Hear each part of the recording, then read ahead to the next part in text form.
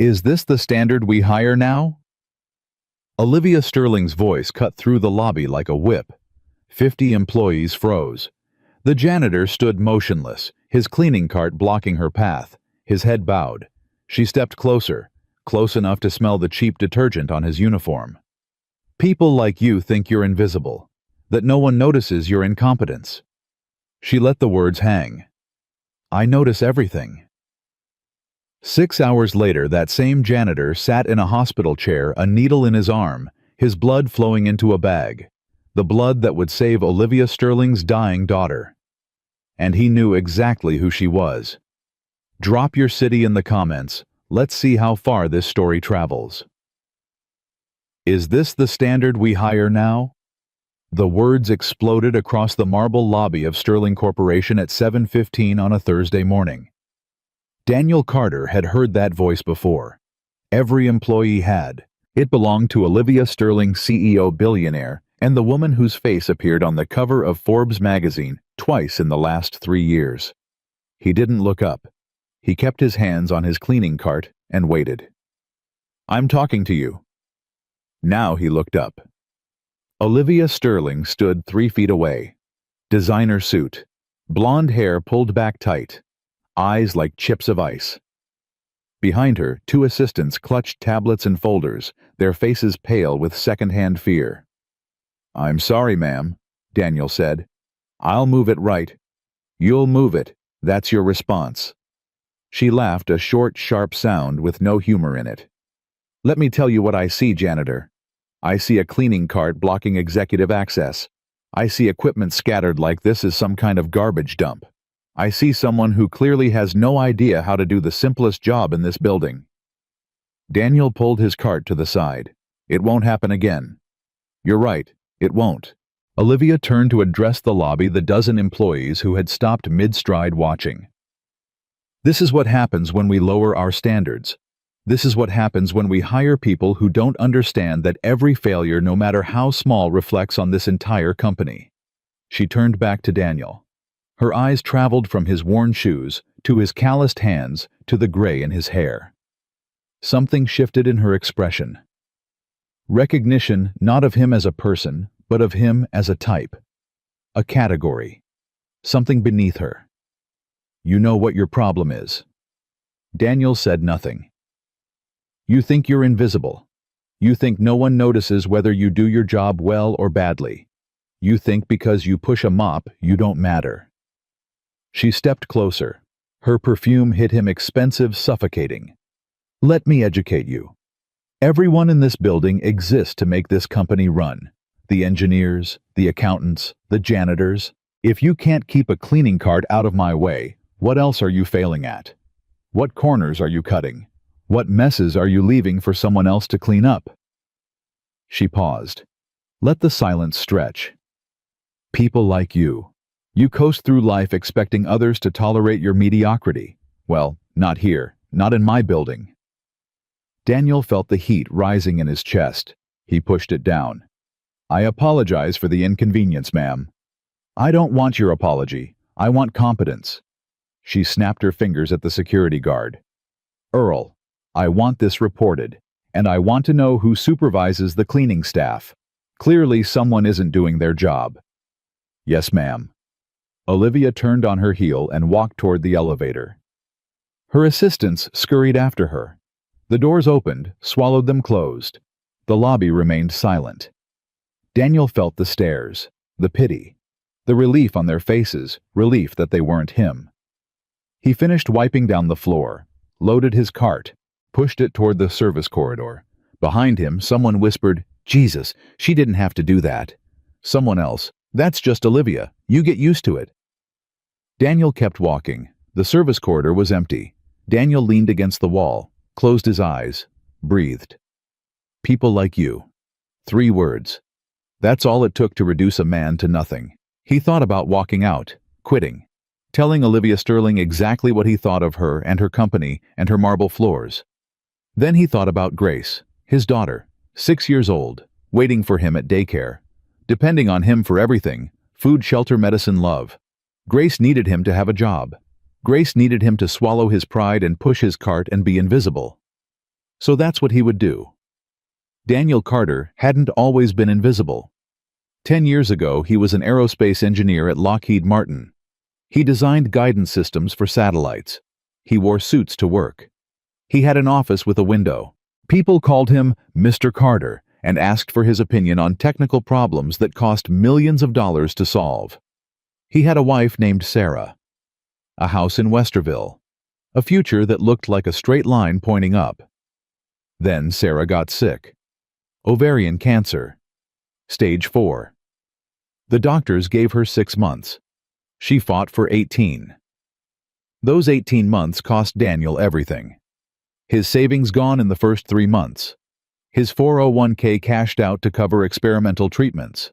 The house sold to pay hospital bills. His car traded for something cheaper, then sold entirely when the bills kept coming. He borrowed from friends, maxed out credit cards, took loans from companies that charged interest rates that should have been illegal. None of it mattered. Sarah died anyway. She died on a Tuesday afternoon in September. Daniel held her hand. She whispered that she was sorry for leaving, sorry for the debt, sorry for the burden. Daniel told her there was nothing to forgive. He meant it, but meaning it didn't pay the bills. After Sarah died, Daniel was left with a mountain of debt and a 3-year-old daughter who didn't understand why mommy wasn't coming home. His engineering career was over. No company would hire someone who'd been absent for 18 months, whose references were outdated, whose desperation showed in every interview. He needed work. Any work. Work that let him pick up Grace from daycare by 3:00.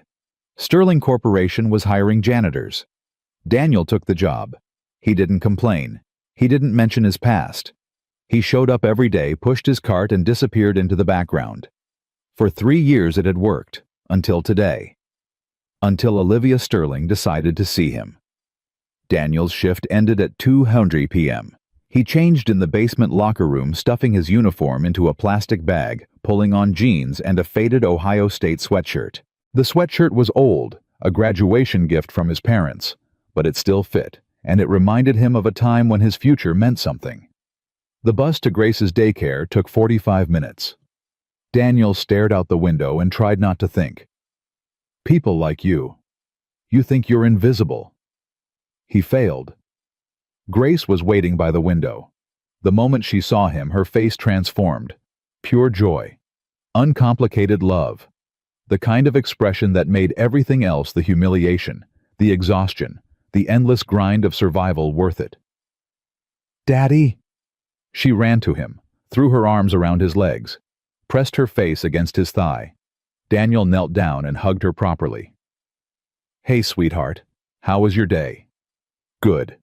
Miss Patterson said I drew the best rainbow, and Tommy shared his crackers with me. And we learned a song about a caterpillar. Want me to sing it? Maybe on the bus. We've got to hurry. Remember doctor's appointment. Grace's face fell. She didn't like the appointments, the stethoscopes, the needles, the serious faces, but she never complained. Will they stick me again? Maybe. But you'll be brave, right? Right. She straightened her shoulders. Mommy said brave people still get scared. They just do the thing anyway. Daniel's throat tightened. That's exactly right, baby. St. Vincent's Hospital was chaos. The pediatric clinic waiting room was packed, crying babies, exhausted parents, kids running between chairs.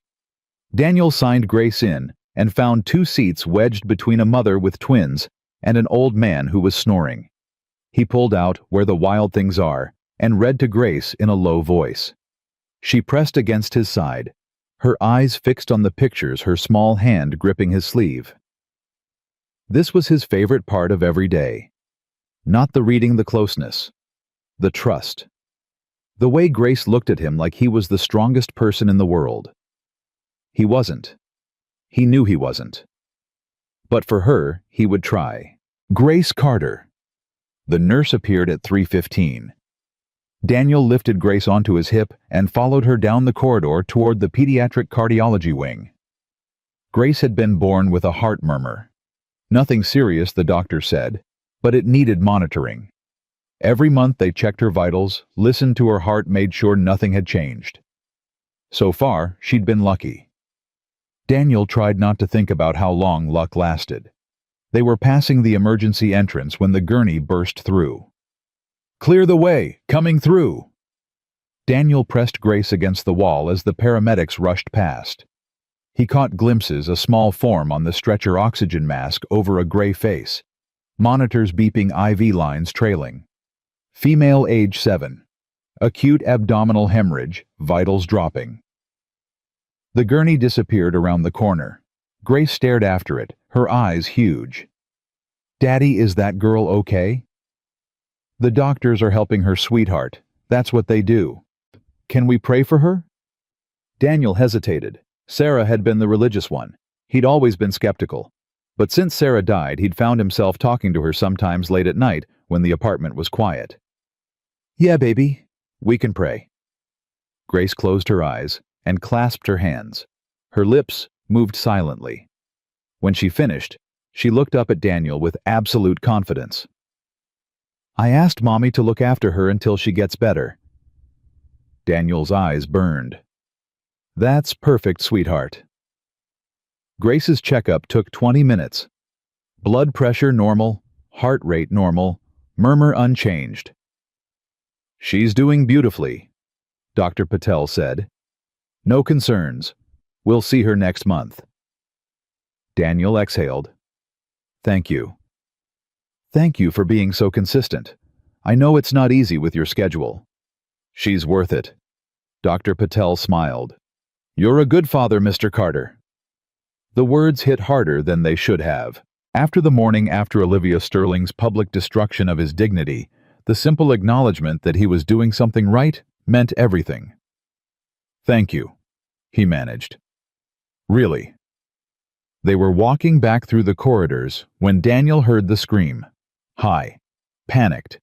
Then the crash of metal on linoleum. He grabbed Grace's hand and moved faster. He rounded the corner and stopped. A wheelchair lay overturned. Medical equipment scattered everywhere. And on the floor, inches from his feet, lay a little girl. The same girl from the gurney. She was seizing. Her body jerked in violent spasms. Her hospital gown twisted around her. Her face was gray. Blood trickled from where she'd torn out her IV. A nurse knelt beside her, screaming for help. She pulled out her IV. She tried to run. I couldn't catch her. Daniel didn't think.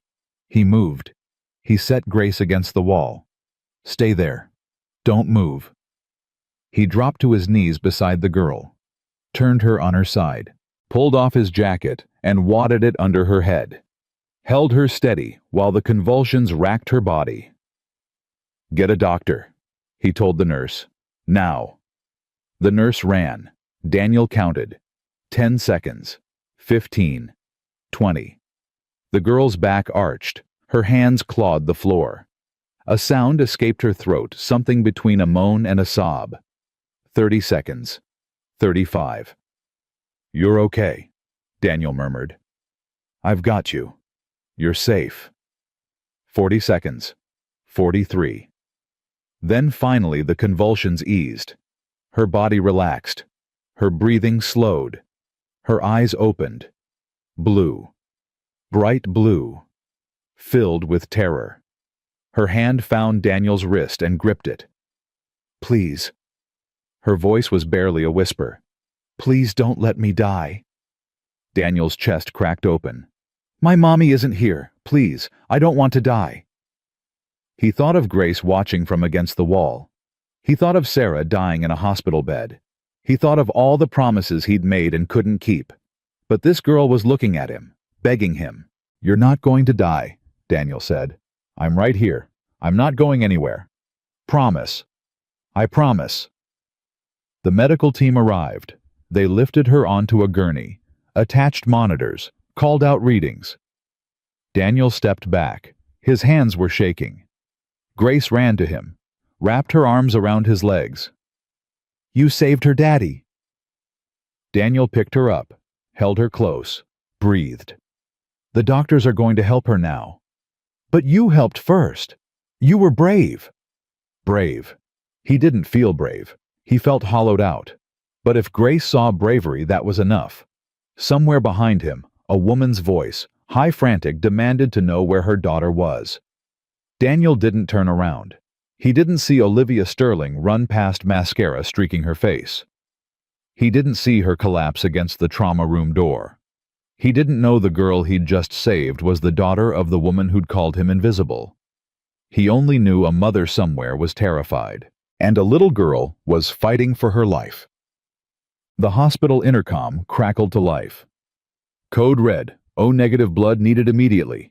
Pediatric emergency. All compatible staff report to donation center.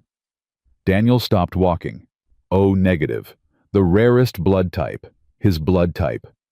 Grace tugged his sleeve.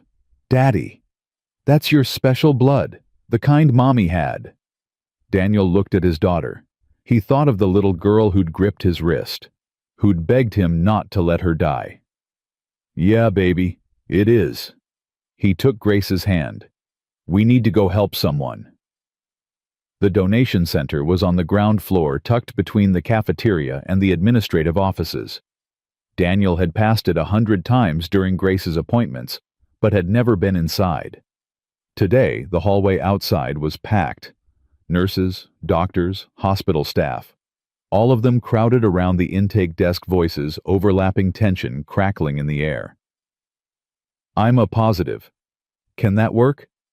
We need O-negative specifically. I'm sorry. What about O-positive? That's close, right? It's not compatible. I'm sorry. Next, please. Daniel pushed through the crowd, Grace's hand tight in his.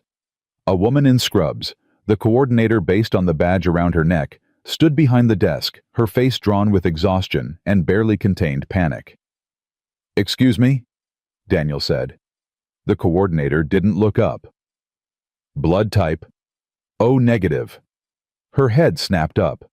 Her eyes locked onto his face with an intensity that made him take a step back. You're sure? I'm sure. She grabbed his arm. Come with me, now. Wait, my daughter. Bring her. We don't have time. The coordinator pulled Daniel through the crowd past the intake desk into a small examination room in the back. She pointed at a chair. Sit. I need to verify your blood type. It'll take 5 minutes. What's happening? The girl, she's dying. The coordinator's voice cracked. 7 years old. Internal hemorrhage. She's lost too much blood and we're completely out of O-negative. Every hospital in the city is running low. The regional blood center can get us units, but not for 4 hours. She doesn't have 4 hours, Daniel said. It wasn't a question. No, she doesn't. Grace tugged at Daniel's sleeve. Daddy, is this about the girl from before, the one you helped? Daniel looked at his daughter. Her eyes were wide, but not frightened. She trusted him completely. Whatever he decided, she would accept. Yeah, baby. It's about her. Then you have to help her again. Daniel turned back to the coordinator. Test me. The next 5 minutes were the longest of Daniel's life. The coordinator drew blood from his arm, ran it through the testing machine, checked and double-checked the results. Grace sat in the corner, her stuffed elephant clutched to her chest, watching everything with solemn attention. Finally, the coordinator looked up. Her expression had changed. The panic was still there, but now it was mixed with something else, something that looked almost like awe. Mr. Carter? Yeah. Your blood isn't just O-negative. You have a rare antigen combination that makes your blood exceptionally compatible. It's found in maybe 1 in 10,000 people. Daniel didn't know what to say. So I can help. You can save her life. The coordinator paused. But I need to be honest with you. The amount of blood this child needs, it's significant. More than a standard donation. We're talking about 2 units, maybe more. That's pushing the limits of what's safe for a single donor. What are the risks? Dizziness, fatigue, possibly fainting. You'll need to rest for several days afterward. Eat iron-rich foods. Monitor yourself for complications. Daniel thought about work, about the shift he was supposed to cover tomorrow morning, About the second job he worked on weekends, stocking shelves at the grocery store 3 blocks from his apartment. Then he thought about the little girl who had gripped his wrist and begged him not to let her die. "I'll do it. Mr. Carter, I need you to understand." "I understand, I'll do it." The coordinator studied his face for a long moment. Whatever she saw there seemed to satisfy her. "Okay, let me get you set up." She led him to the donation room, a small space with 2 reclining chairs monitoring equipment and a window that looked out onto the parking lot. Daniel settled into the chair on the left. A nurse appeared and began prepping his arm, swabbing the inside of his elbow with alcohol, tapping the vein to make it stand out. Grace climbed into the chair beside him, her legs dangling over the edge. "Does it hurt, Daddy?" "Just a little pinch, nothing bad." "You're being brave." "I'm trying." The nurse inserted the needle. Daniel felt the familiar pressure, the strange sensation of blood leaving his body. He watched the crimson flow through the tube into the collection bag and thought about where it would go. Into a little girl's veins, keeping her alive, giving her a chance. He hoped it would be enough. "Mr. Carter." The nurse's voice was gentle. "The coordinator told me about your situation. Your daughter can stay here with you, but if you'd like, we have a children's area down the hall. Volunteers there. Toys, books, that kind of thing." Daniel looked at Grace. "What do you think, sweetheart? Want to go play for a little while?" Grace shook her head firmly. "I want to stay with you." "You sure? This might take a while, and Daddy's going to be pretty boring just lying here." "I don't care. I want to stay." Daniel felt his heart swell. "Okay, baby. You can stay." The nurse smiled. "I'll bring some juice and crackers for both of you." She left. Daniel and Grace sat in comfortable silence, watching the blood flow through the tube, listening to the soft beeping of the monitoring equipment. After a few minutes, Grace spoke. "Daddy." "Yeah." "The girl from before. The one who was scared. Is your blood going to make her not scared anymore?" Daniel considered the question. "I hope so, sweetheart. When people are sick, sometimes they need blood from other people to help them get better. That's what I'm giving her. So part of you will be inside her." "In a way, yeah." Grace nodded, processing this. "That's good, because you're the best daddy. So she'll have some of the best daddy inside her, and that will help her be strong." Daniel blinked hard. His throat was tight. That's a nice way to think about it, baby." "Mommy told me that. She said when people share parts of themselves with other people, it makes everyone stronger. She said that's what love is." Daniel couldn't speak. He just reached out and took Grace's hand, holding it tight, while his blood flowed through the tube into the bag that would save a stranger's daughter. The donation took 45 minutes. By the end, Daniel was lightheaded. The room swayed slightly when he moved his head too fast. The nurse had him drink 2 cups of orange juice and eat a package of crackers, but the weakness persisted, a deep, bone-level exhaustion that made his limbs feel like they were filled with sand. "You need to take it easy," the nurse said, removing the needle and pressing a cotton ball to the puncture site. "No heavy lifting for at least 24 hours. No driving. Plenty of fluids and rest." "I understand." "Is there someone who can pick you up? You really shouldn't be taking public transit in your condition." Daniel thought about the bus ride home. 45 minutes, 2 transfers, Grace on his lap, because the buses were always crowded at this hour. "I'll be fine," he said. The nurse looked skeptical, but didn't argue. "At least wait in the lobby for a while. Make sure you're stable before you leave." "Okay." Daniel stood slowly, gripping the arm of the chair for support. The room tilted, then steadied. Grace took his hand, her small fingers wrapping around his with fierce protectiveness. "I'll help you, Daddy." They made their way out of the donation room, through the hallway toward the main lobby. Daniel's legs felt like they belonged to someone else, heavy, unreliable, disconnected from his brain's commands. He was halfway down the corridor when he heard the voice. "Please. Someone, please. They said someone might be able to help." A woman's voice, high, frantic, ragged with desperation. Daniel kept walking. The lobby was just ahead. A few more steps, and he could sit down. Wait for the dizziness to pass. My daughter.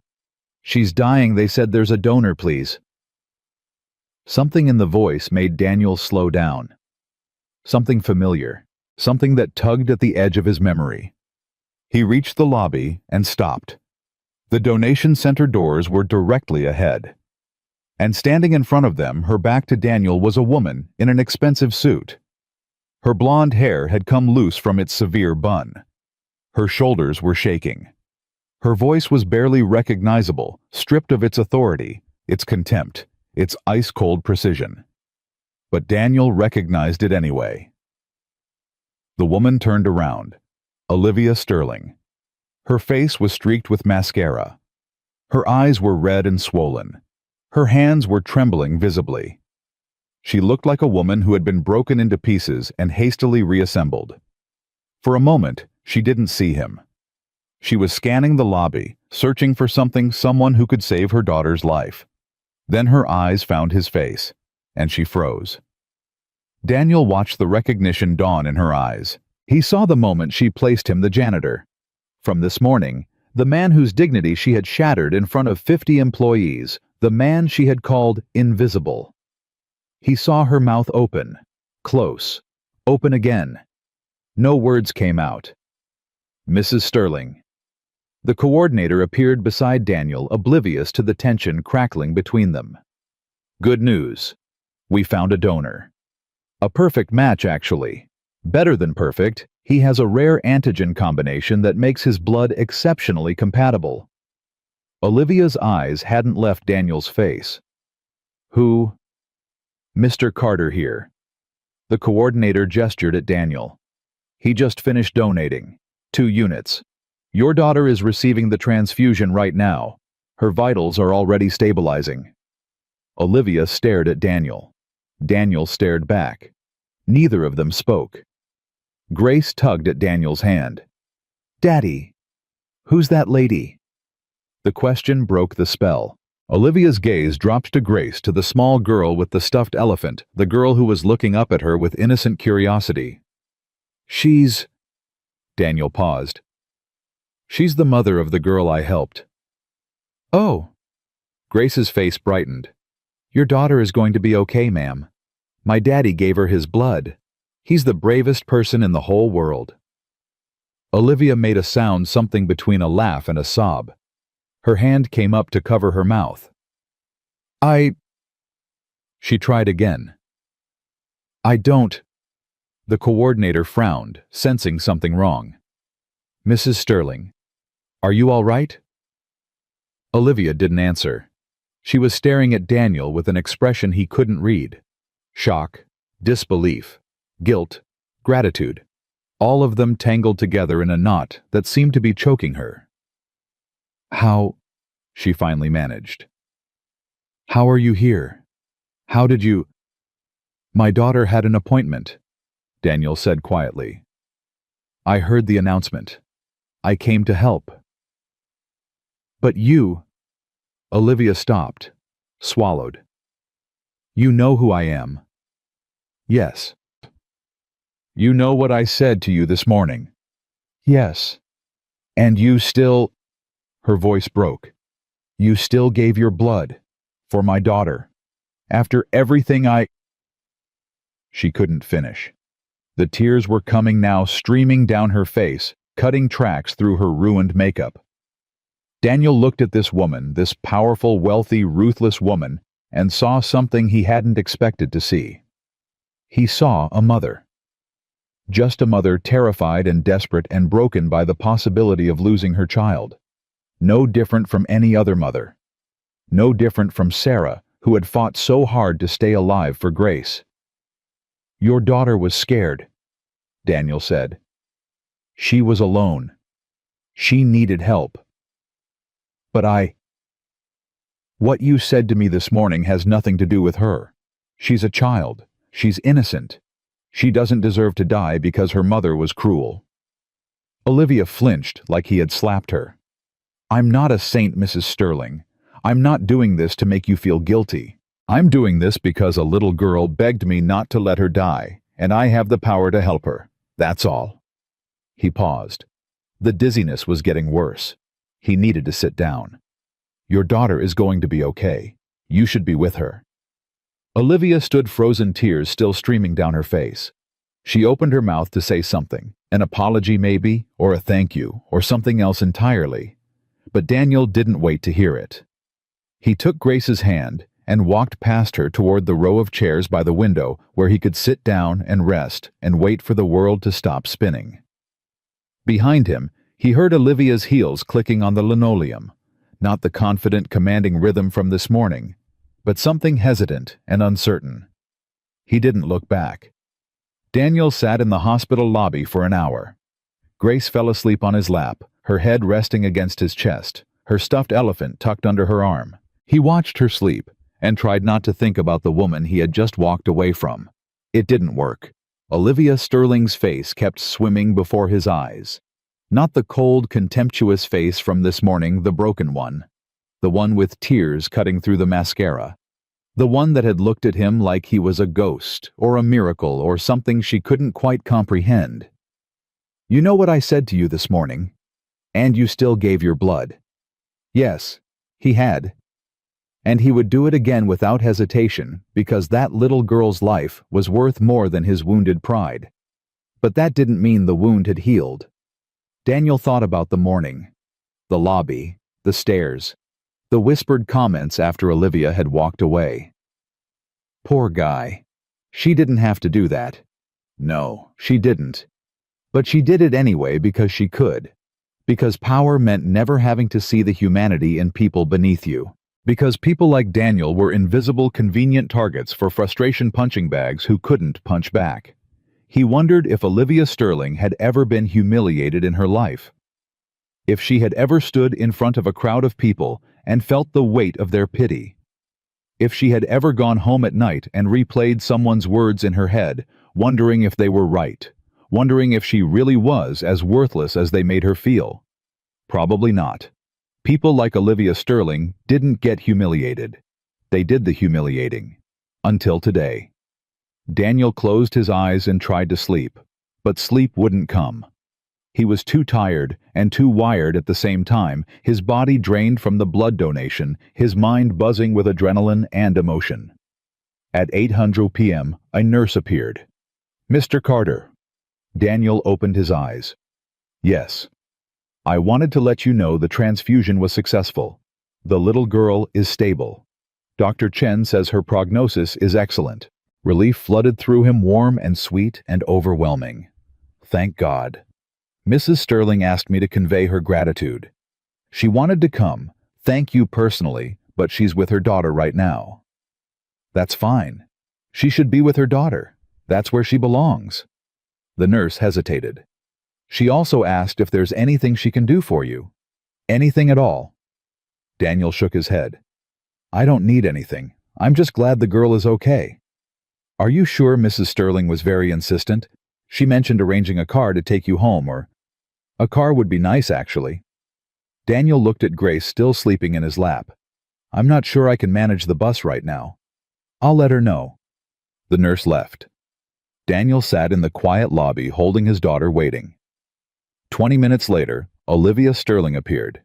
She looked different now. The mascara had been wiped away, leaving her face bare and vulnerable.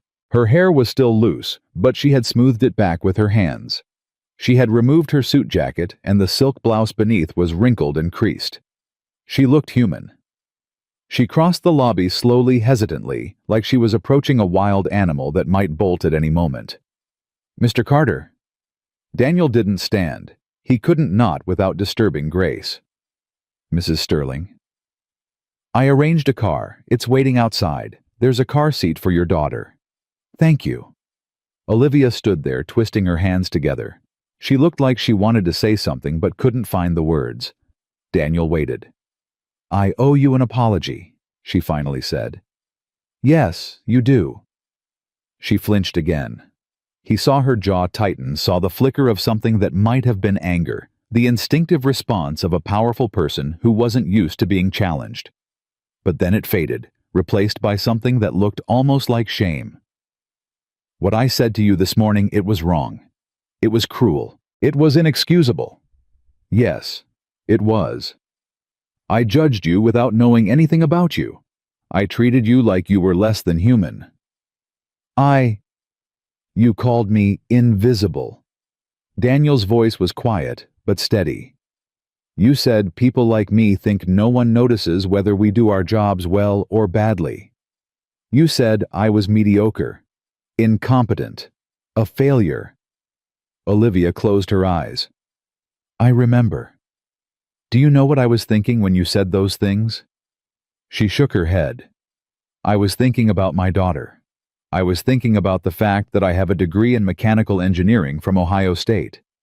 I was thinking about the aerospace patents that have my name on them. I was thinking about the satellites orbiting the Earth right now that use guidance systems I designed. Olivia's eyes opened. She stared at him with naked shock. I was thinking about my wife who died 3 years ago from ovarian cancer. I was thinking about the medical bills that consumed everything. We had our savings, our house, our future. I was thinking about the 18 months I spent trying to save her, and the moment when I realized that nothing I did would be enough. Daniel's voice cracked. He took a breath and steadied himself. I was thinking about taking this job, this janitor job at your company, because it was the only thing I could find that would let me pick up my daughter from daycare on time. I was thinking about pushing a mop in a building full of engineers who discussed designs I could improve in my sleep. He looked up at Olivia, and for the first time, he let her see the full weight of his exhaustion, his grief, his anger. That's who I was when you called me invisible. A widower, a father, a man who gave up everything to try to save the person he loved and lost her anyway, and picked up the pieces because his daughter needed him to keep going. Olivia was crying again, silent tears streaming down her bare face. I didn't know, she whispered. I didn't. No, you didn't, because you didn't bother to ask. You didn't bother to see me as a person. I was just a janitor, just an obstacle, just something in your way. Daniel shifted Grace in his arms. She stirred but didn't wake. My daughter thinks I'm a hero, he said softly. She thinks I'm the bravest person in the world. She doesn't know that most days I feel like I'm barely holding on. She doesn't know that I work 2 jobs and still can't afford health insurance, that I lie awake at night worrying about what will happen if her heart condition gets worse, that sometimes I'm so tired I want to give up. He met Olivia's eyes. But I don't give up. Because she needs me. Because she's the only thing I have left. Because her mother made me promise to take care of her, and I don't break my promises. Olivia sank into the chair across from him. Her face was a ruin of grief and guilt. I'm sorry, she said. I'm so sorry. I know. It's not enough. I know it's not enough. But I don't know what else to say. Daniel looked at her for a long moment. He thought about what Sarah would say if she were here. She had always been the forgiving one, the one who believed in second chances, who saw the good in people, even when they didn't deserve it. People are complicated, she used to say. Even the cruel ones are usually just scared. What was Olivia Sterling scared of? He didn't know. Maybe she didn't know either. The car you arranged, Daniel said finally. That's a good start. Olivia looked up. Hope flickered in her eyes, fragile, uncertain. Is there anything else I can do? Anything at all. Go be with your daughter. That's what she needs right now. That's what you both need. Olivia nodded slowly. She stood smoothing her wrinkled blouse, trying to gather the shattered pieces of her composure. Mr. Carter. Yes. Thank you. For saving her life. For being... She paused, searching for the right word. For being better than I deserve. Daniel looked at her, this powerful, wealthy, broken woman, and felt something shift in his chest. Not forgiveness. Not yet. But something else. The beginning of something. Go, he said. Your daughter is waiting. Olivia turned and walked away. Her heels clicked on the linoleum soft, now uncertain, nothing like the commanding rhythm from this morning. Daniel watched her go. Then he lifted Grace gently in his arms and carried her toward the exit, where a black car with tinted windows was waiting to take them home. The drive took 30 minutes. Grace slept the whole way, her small body curled against Daniel's side, her stuffed elephant clutched in her arms. Daniel stared out the window at the city lights sliding past and tried to make sense of the day. This morning, he had been invisible. A janitor. A nobody. A convenient target for a billionaire's frustration. Tonight, he had saved that billionaire's daughter's life. The irony was almost too much to process. The car pulled up in front of his apartment building, a squat brick structure in a neighborhood that real estate agents called transitional and everyone else called poor. The driver got out and opened Daniel's door. "Mr. Carter, can I help you with your daughter?" "No, I've got her. Thank you." Daniel carried Grace up the 3 flights of stairs to their apartment. His legs were shaking by the time he reached the top. His arms burned with the effort of holding her, but he made it. He always made it.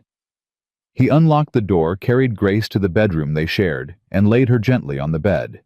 She stirred as he pulled the blanket up to her chin. "Daddy." "I'm here, baby." "Are we home?" "We're home." She smiled sleepily. "Good. I like home." "Me too, sweetheart. Me too." Daniel kissed her forehead and stepped back. He watched her drift off again, her breathing slow and steady, her face peaceful. Then he walked to the kitchen, poured himself a glass of water, and sat down at the small table by the window. His hands were trembling. His whole body was trembling. The exhaustion hit him all at once, physical, emotional, spiritual. Everything he had held together through the blood donation, through the confrontation with Olivia Sterling, through the car ride home, all of it came crashing down. Daniel put his head in his hands and wept. He wept for Sarah, who should have been here to see their daughter grow up.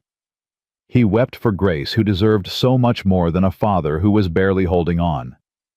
He wept for himself, for the man he used to be, the man he had become, the man he was still trying to figure out how to be. He wept until there was nothing left. Then he wiped his face, finished his water, and went to lie down on the couch. Tomorrow, he would have to go back to work, back to Sterling Corporation, back to the marble lobby and the invisible uniform and the knowledge that Olivia Sterling knew who he was now.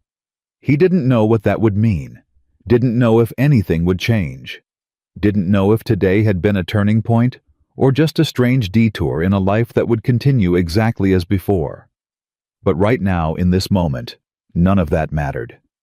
His daughter was safe. A little girl was alive because of him.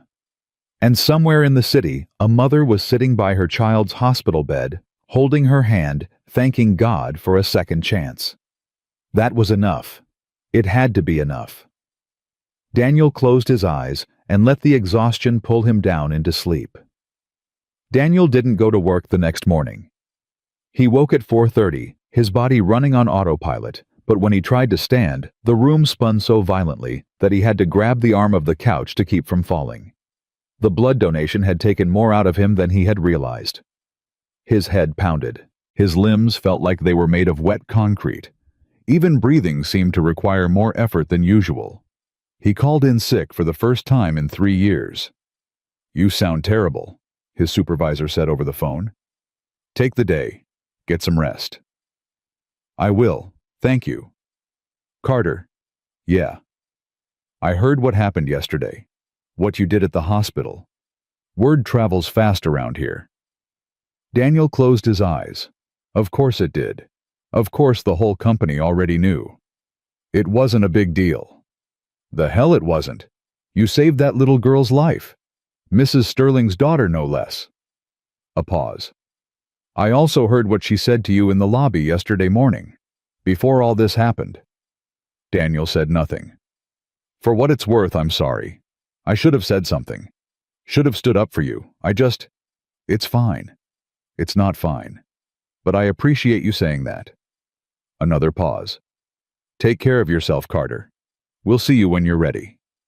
The line went dead. Daniel set the phone down and stared at the ceiling. Word travels fast. By now, everyone at Sterling Corporation probably knew the story.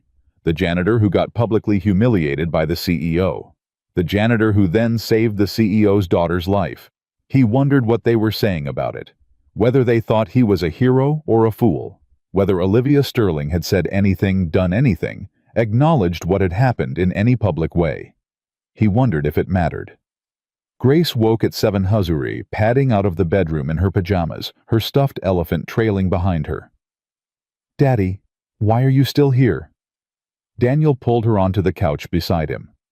"I'm taking a day off, sweetheart. I wasn't feeling too good after giving all that blood yesterday." "Are you sick?" "Just tired. I'll be fine by tomorrow." Grace studied his face with the intensity of a doctor examining a patient. "You look pale. Like a ghost." "Thanks, baby. That makes me feel great. I'll take care of you." She said it with complete seriousness, like she was accepting a sacred responsibility. "I'll make you breakfast, and bring you juice, and read you stories. That's what you do when I'm sick, so that's what I'll do for you." Daniel felt his throat tighten. "That sounds perfect, sweetheart." They spent the day together. Grace made him toast, slightly burned, but he ate every bite and brought him juice in the special cup she usually reserved for herself. She read him stories from her picture books, doing all the voices the way he did for her, making him laugh, despite the exhaustion that weighed him down. In the afternoon, they watched cartoons on the small TV in the living room. Grace curled up against his side, her head on his shoulder, her small hand holding his. "Daddy." "Yeah, baby." "The lady from the hospital. The one whose daughter you saved. Was she the same lady who was mean to you?" Daniel hesitated. He had hoped Grace hadn't understood what was happening in that lobby, that she had been too young or too distracted to pick up on the tension. He should have known better. Grace noticed everything. "Yeah, sweetheart, she was." "Why was she mean to you?" "I don't know, baby. Sometimes people are mean because they're scared or stressed or unhappy. It doesn't make it right, but that's usually why." Grace considered this. "Mommy said hurt people hurt people." "She did say that." "So maybe the lady was hurt inside, and that's why she was mean." Daniel looked at his daughter, 6 years old, wise beyond her years, carrying her mother's compassion in her small heart. "Maybe, baby. Maybe." "Are you still sad about what she said?" "A little?" "You shouldn't be." Grace sat up and looked at him with fierce determination. "You're the best daddy in the whole world. You saved that little girl's life. You're a hero. Who cares what some mean lady thinks?" Daniel pulled her into a hug, burying his face in her hair to hide the tears that had sprung to his eyes. "You're right, sweetheart. Who cares?" But even as he said it, he knew it wasn't that simple. Words had power. Humiliation left scars. And no matter how many lives you saved, you couldn't unsay the things that had been said to you. Across the city, Olivia Sterling sat in the hospital room where her daughter was sleeping. Sophie had come through the surgery beautifully. The internal hemorrhage had been repaired. The blood transfusion had worked. The doctors were optimistic about a full recovery. But Olivia couldn't sleep, couldn't eat, couldn't do anything except sit by Sophie's bed and replay the events of the past 24 hours in her mind. The lobby, the janitor, the words she had thrown at him like weapons, the blood donation center, his face when he saw her, the look in his eyes, not hatred, not anger, but something worse, recognition, understanding, the look of a man who had expected nothing better from her. And then, in the lobby afterward, the things he had told her. His wife, the cancer, the medical bills that had consumed everything, the aerospace patents with his name on them, the satellites orbiting the Earth that used guidance systems he had designed. Olivia had spent her entire career learning to read people, to understand their motivations, their weaknesses, their fears. She prided herself on seeing through facades, on knowing what people really wanted, But she had looked at Daniel Carter and seen nothing. Just a janitor. Just an obstacle. Just another faceless worker in the machine of her company. She had been so wrong. "Mrs. Sterling." A nurse appeared in the doorway. "Dr. Chen wanted me to let you know that Sophie's latest vitals look excellent. She should be able to go home in a few days." "Thank you." The nurse hesitated. "Is there anything I can get you? Coffee? Something to eat?" "No, thank you." The nurse left. Olivia turned back to Sophie, watching her daughter's chest rise and fall, listening to the steady beep of the heart monitor. She thought about what Daniel had said, about his daughter, about working 2 jobs and still not being able to afford health insurance, about lying awake at night worrying about what would happen if her heart condition got worse. Sterling Corporation employed over 4,000 people. How many of them were like Daniel Carter? How many of them were struggling, suffering, drowning in medical bills and debt? How many of them came to work every day, did their jobs, and went home to lives that Olivia had never bothered to imagine? She didn't know. She had never asked. People like you. Her own words echoed in her head, taking on a new and terrible meaning. You think you're invisible. He wasn't invisible. He had never been invisible. She had just chosen not to see him. That was worse. That was so much worse. Olivia put her head in her hands and wept. The board meeting was scheduled for 9:00 a.m. Friday morning. Olivia had known it was coming. She had abandoned a critical investor presentation to rush to the hospital. She had left Robert Chen, the CFO, to handle questions he wasn't prepared to answer. She had put her personal life ahead of company interests. In the world of corporate leadership, that was an unforgivable sin. She arrived at Sterling Corporation headquarters at 8:45 after spending 2 nights in the hospital with Sophie. She hadn't slept more than a few hours. Her suit was wrinkled. Her hair was hastily pulled back. She looked nothing like the polished, intimidating CEO who usually commanded the boardroom. She didn't care. The boardroom was full when she entered. 8 faces arranged around the mahogany table, none of them friendly. Harold Weston, the chairman, sat at the head, his expression carved from granite. "Olivia, please sit down." She sat. "I assume you know why we've called this meeting." "I do. Your departure Wednesday caused significant concern among our institutional investors. Robert did his best to reassure them, but questions were raised about your commitment to this company, about your judgment, about your priorities." Olivia listened without responding. She had prepared for this, had rehearsed her explanation, marshaled her arguments, planned her defense.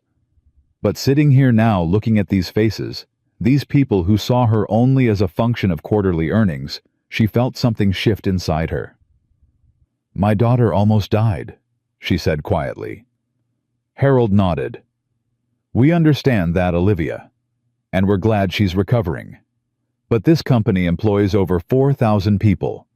Their livelihoods depend on stable leadership, on investors who trust us to put the business first." "I know. So what do you have to say for yourself?" Olivia looked around the table. She saw impatience, disappointment, barely concealed contempt. These were people who prided themselves on never letting personal matters interfere with business. People who had missed births and funerals and anniversaries for the sake of the company. People she realized exactly like her. "I have spent 15 years proving my commitment to this company," she said slowly. "I've sacrificed birthdays and recitals and school plays. I've missed first steps and first words and first days of school. I've given this company everything, and I told myself it was worth it, because I was building something important." She paused, feeling the words take shape. "Wednesday afternoon, a janitor saved my daughter's life." Harold frowned. "I'm not sure what that has to do with—" "A janitor I had humiliated that very morning. A man I had called invisible. A man I had treated like he was worthless simply because he pushed a mop instead of sitting in a corner office." The boardroom was silent. "His name is Daniel Carter. He has a degree in mechanical engineering. He has patents with his name on them. He used to design guidance systems for satellites, but when his wife got sick, when the medical bills consumed everything he had, He took the only job he could find, a janitor position at this company. He did it because he has a daughter who depends on him, a 6-year-old girl with a heart condition who needs regular medical care that he can't afford because we don't offer health insurance to our cleaning staff. Harold shifted uncomfortably. Olivia, this man gave 2 pints of his blood to save my daughter. He did it knowing who I was, knowing what I had said to him, knowing that I had treated him like garbage in front of 50 of our employees. Olivia stood, her hands gripping the edge of the table. Do you want to know why he did it? I asked him. Do you know what he said? No one answered. He said, she's a child. She was scared. She needed help. That's it. No conditions, no demands, no strategic calculations, just basic human decency, the kind of decency I had completely forgotten existed. She looked around the table, meeting each pair of eyes in turn. So you can remove me from this board if you want. You can replace me with someone who never lets personal matters interfere with business. But I'm done pretending that being powerful means being cruel. I'm done treating people like they're invisible because they're not important enough to matter. I'm done running a company that chews people up and spits them out without ever seeing them as human beings. Harold's face was unreadable. What exactly are you proposing? Change. Real change. Health insurance for every employee, not just the executives. Flexible scheduling for parents. Emergency assistance programs for people dealing with medical crises or family emergencies. A company that treats its workers with dignity, regardless of their position. That would cost. I know what it would cost. I also know what it costs when we don't do it. It costs us people like Daniel Carter, brilliant, talented, dedicated people who could be contributing so much more if we just gave them a chance. She straightened her jacket, feeling more certain than she had felt in years.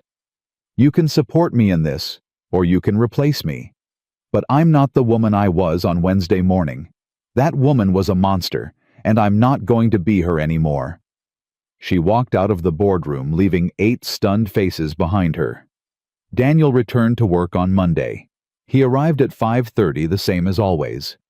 Changed into his uniform, the same as always. Loaded his cart with supplies, the same as always.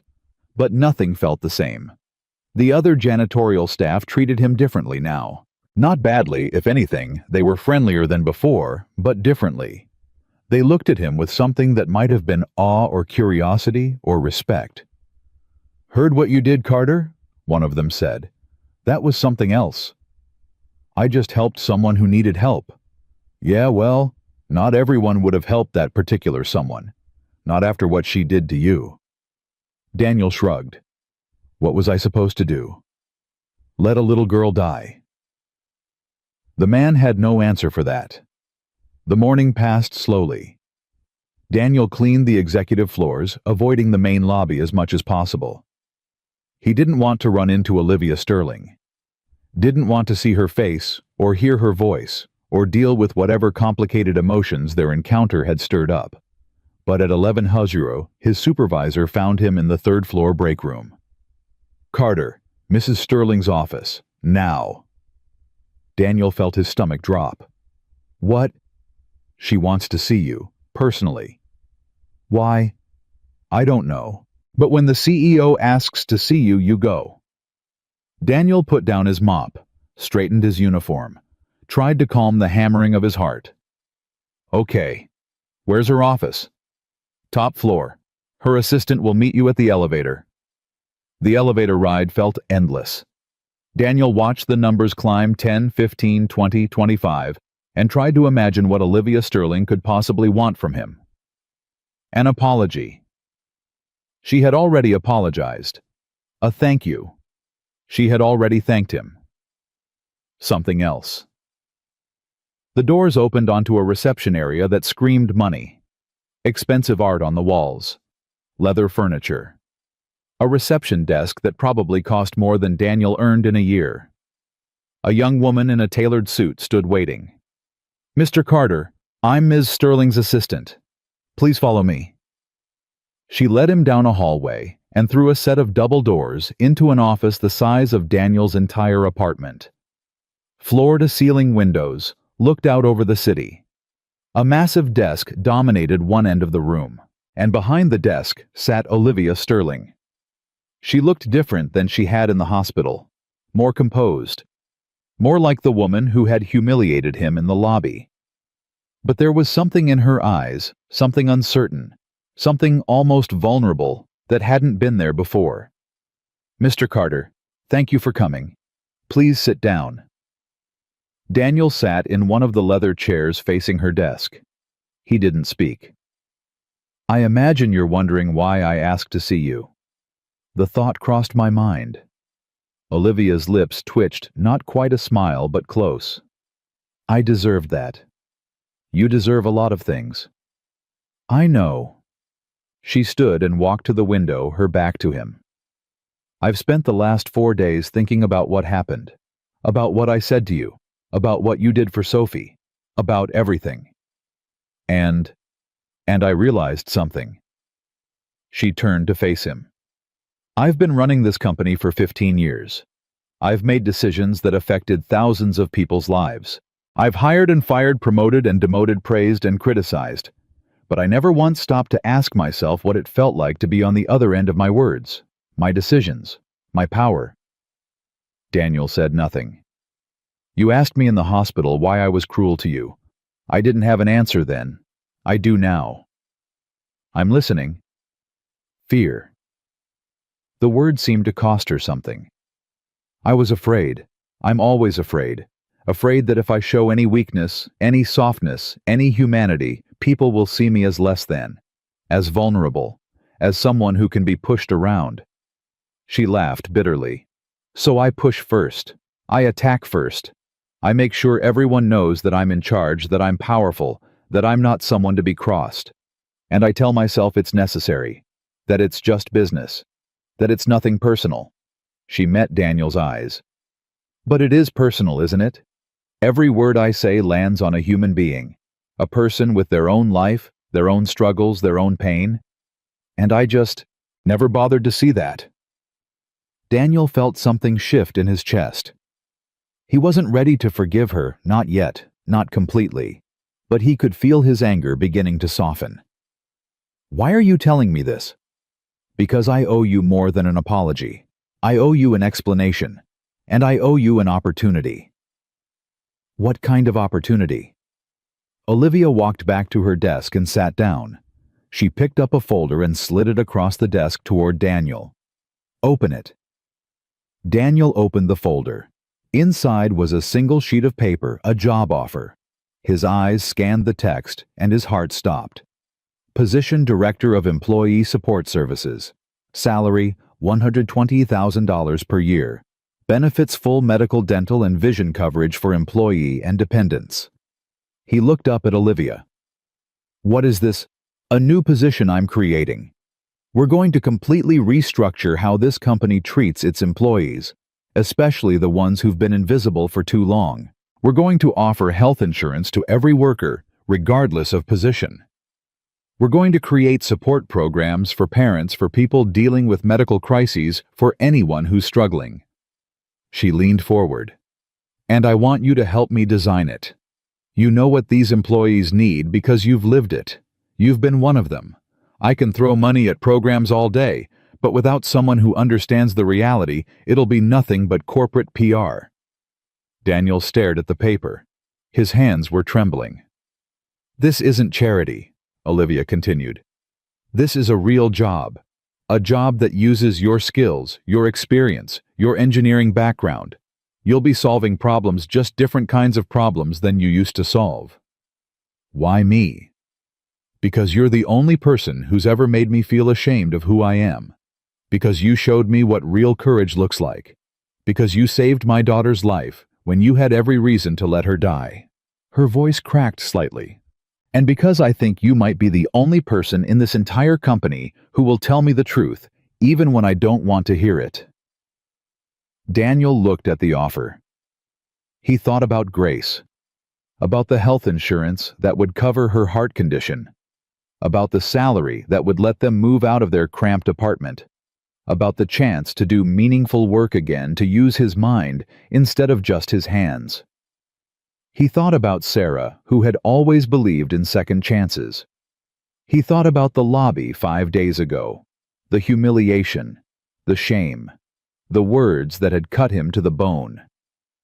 "I have conditions," he said. Olivia nodded. "Name them." "The program has to be real, not just PR, not just a way to make you look good. If I tell you something needs to change, you have to actually change it." "Agreed." "And you have to treat your employees differently, all of them, not just the ones you're trying to impress. I don't ever want to see what happened to me in that lobby happen to anyone else." Olivia's face was pale. "I understand. One more thing." "What?" Daniel met her eyes. "You have to mean it. Not just say it, mean it. If this is just about making yourself feel less guilty, I'm not interested. But if you're serious about changing, about becoming a better person, a better leader, then I'll help you." Olivia was silent for a long moment.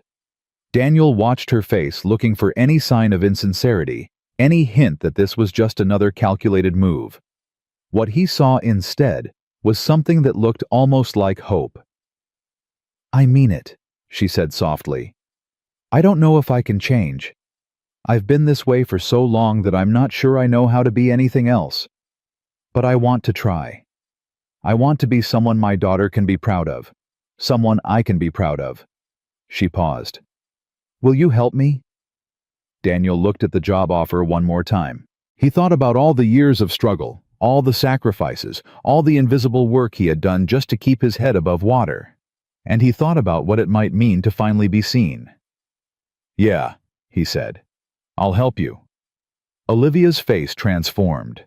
Relief, gratitude, and something that might have been joy flooded her features. "Thank you. Thank you, Mr. Carter." "Daniel." She blinked. "What?" "My name is Daniel. If we're going to work together, you should probably use it." Something shifted between them. Not friendship, not yet, but the beginning of something. "Daniel." Olivia repeated like she was trying on a new word. "Thank you, Daniel." He stood and extended his hand. She took it. Her grip was firm but not aggressive. Not the grip of a CEO asserting dominance. Just a handshake between two people starting something new. "One more thing," Daniel said. "Yes. My daughter made a card for Sophie. She wanted to give it to her personally, but I wasn't sure if that would be appropriate. Would it be okay if—" "Yes." Olivia's eyes glistened. "Sophie's been asking about the man who saved her. She'd love to meet both of you." Daniel nodded. "Then I guess we have a lot to talk about." He turned and walked toward the door. Behind him, he heard Olivia's voice. "Daniel?" He stopped, turned. "I know I said it before, but I really am sorry. For what I said to you. For who I was." Daniel looked at her, this woman, who had tried to crush him, who had now offered him a lifeline. "I know," he said. "And I think I might be able to forgive you. Someday." He walked out of the office, leaving Olivia Sterling staring after him with tears streaming down her face. Daniel didn't go to work the next morning. His body wouldn't let him. When the alarm rang at 4:30, he reached out to silence it and found that his arm weighed 1,000 pounds. The room spun when he opened his eyes. His head pounded like someone was driving nails into his skull. He called in sick for the first time in 3 years. "Carter!" His supervisor sounded surprised. "You okay?" "Blood donation yesterday. Took more out of me than I expected." "Right. I heard about that." A pause. "Everyone's heard about that." Daniel closed his eyes. Of course they had. "Take the day. Take 2 if you need them. And Carter, yeah. What you did, that was something. I don't know if I could have done it. Not after what she said to you." Daniel didn't respond. He just hung up and let the phone drop onto the couch beside him. Grace appeared in the doorway of the bedroom, rubbing her eyes, her stuffed elephant dangling from one hand. "Daddy, you're still here." "I'm taking a day off, sweetheart. Daddy's tired." Grace crossed the room and climbed onto the couch beside him. She pressed her small hand against his forehead, the way he always did when she was sick. You're not hot, but you look like a ghost. Thanks, baby. That's very comforting.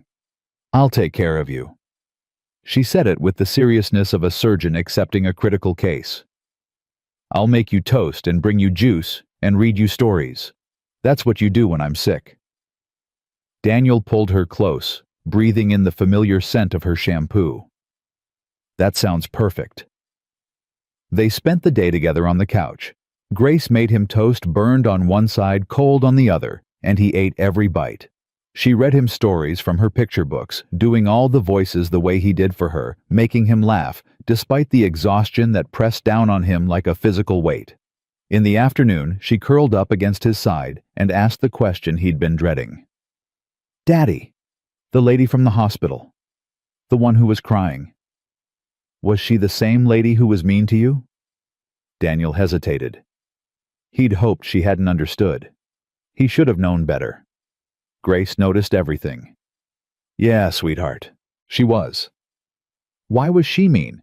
I don't know, baby. Sometimes people are mean because they're scared or stressed or unhappy inside. Grace considered this. Mommy said hurt people hurt people. She did say that. So maybe that lady was hurt inside, and that's why she said mean things. Daniel looked at his daughter, 6 years old, carrying her mother's wisdom in her small heart. Maybe, baby, maybe. Are you still sad about what she said? A little. You shouldn't be. Grace sat up and looked at him with fierce determination. You're the best daddy in the whole world. You saved that little girl. You're a hero. Who cares what some mean lady thinks? Daniel pulled her into a hug, hiding his face in her hair. You're right, sweetheart. Who cares? Across the city, Olivia Sterling hadn't slept in 36 hours. She sat in a chair beside Sophie's hospital bed watching her daughter breathe. The monitors beeped steadily.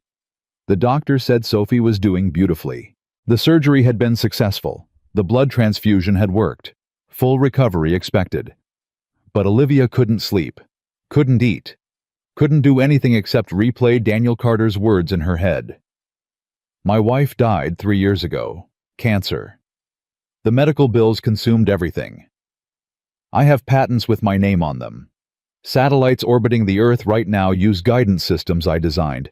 That's who I was when you called me invisible. She had looked at him and seen nothing. A janitor, an obstacle, a convenient target for her frustration. She had been so wrong. Mommy. Sophie's voice was weak but clear. Olivia jerked upright. I'm here, baby. I'm right here. Where's the man? The one who helped me? He went home, sweetheart. He has a daughter of his own to take care of. Is he coming back? Olivia hesitated. I don't know, baby. Maybe. I want to thank him. He promised he wouldn't let me die, and he didn't. Olivia felt tears sliding down her cheeks. I know, sweetheart. I want to thank him too. Sophie reached out and took her mother's hand. Her grip was weak but warm. Mommy, why are you crying? I'm just happy you're okay, baby. That's all. But it wasn't all. It wasn't even close to all. And Olivia knew that no matter how many tears she cried, she couldn't wash away what she had done. The board meeting was scheduled for Friday morning. Olivia knew it was coming.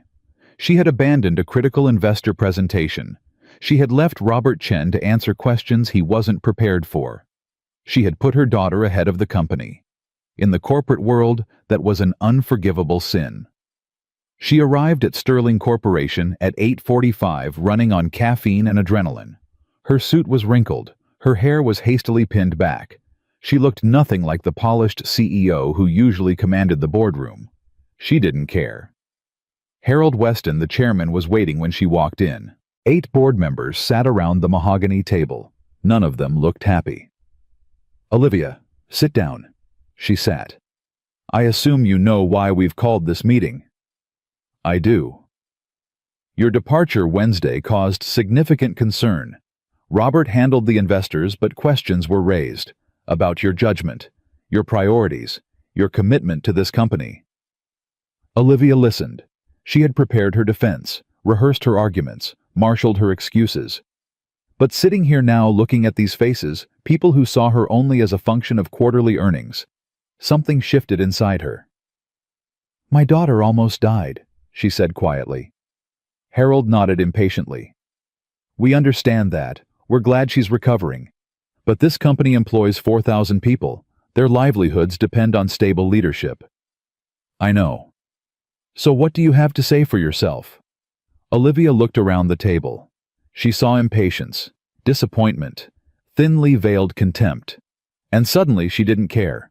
"I've spent 15 years proving my commitment to this company," she said. "I've missed birthdays, recitals, school plays, first steps, first words. I've given this company everything. I told myself it was worth it because I was building something important." She paused. "Wednesday afternoon, a janitor saved my daughter's life." Harold frowned. "I don't see what that has to do with a janitor I had humiliated that very morning. A man I called invisible. A man I treated like garbage because he pushed a mop instead of sitting in a corner office." The room went silent. "His name is Daniel Carter. He has an engineering degree. He has patents with his name on them. He used to design guidance systems for satellites. But when his wife got cancer, when the medical bills consumed everything, he took the only job he could find. A janitor position here. Because he has a 6-year-old daughter who depends on him." Olivia stood. "This man gave 2 pints of blood to save my daughter. He did it knowing who I was, knowing what I said to him, knowing I had humiliated him in front of 50 employees." She looked around the table. "Do you know why he did it?" I asked him.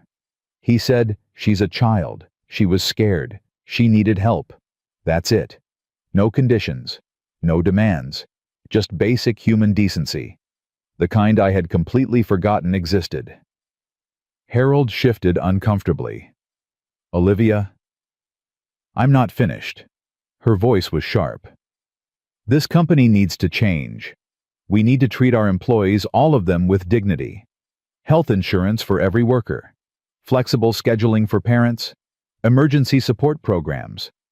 A company that sees human beings, not just productivity units. That would cost. I know what it would cost. I also know what it costs when we don't. We lose people like Daniel Carter. Brilliant, dedicated people who could contribute so much more if we gave them a chance." She gathered her papers. "You can support me in this, or you can replace me. But I'm done pretending that being powerful means being cruel. I'm done treating people like they're invisible." She walked out, leaving 8 stunned faces behind her. Daniel returned to work on Monday. He arrived at 5:30, the same as always. Changed into his uniform. Loaded his cart. Started cleaning. But nothing felt the same. The other janitorial staff treated him differently. Not badly, if anything more friendly than before, but differently. They looked at him with something like awe. "Heard what you did, Carter," one of them said. "That was something else. I just helped someone who needed help." "Yeah, well, not everyone would have helped that particular someone. Not after what she did to you." Daniel shrugged. "What was I supposed to do? Let a little girl die?" The man had no answer for that. At 11:00, Daniel's supervisor found him on the 3rd floor. "Carter, Mrs. Sterling's office, now." Daniel's stomach dropped. "What?" "She wants to see you, personally." "Why?" "I don't know. But when the CEO asks, you go." Daniel put down his mop, straightened his uniform, tried to calm his racing heart. The elevator ride to the top floor felt endless. When the doors opened, a young woman in a tailored suit was waiting. "Mr. Carter, please follow me." She led him down a hallway and through a set of double doors. The office was enormous, floor-to-ceiling windows, a desk the size of a boat, and behind it sat Olivia Sterling. She looked different, more composed than at the hospital, but there was something uncertain in her eyes, something almost vulnerable. "Mr. Carter, thank you for coming. Please sit." Daniel sat. He didn't speak. "I imagine you're wondering why I asked to see you." The thought crossed my mind. Olivia's lips twitched, almost a smile. I deserve that. You deserve a lot of things. I know. She stood and walked to the window. I've spent the last 4 days thinking about what happened, what I said to you, what you did for Sophie. And I realized I've been running this company for 15 years without ever asking what it feels like to be on the other end of my words, my power. She turned to face him. You asked me why I was cruel. I have an answer now. I'm listening. Fear. The word seemed to cost her something. I'm always afraid. Afraid that if I show any weakness, people will see me as vulnerable, as someone who can be pushed around. So I push first. I attack first. I tell myself it's just business, nothing personal. She laughed bitterly. But it is personal. Every word lands on a human being. Someone with their own life, their own pain.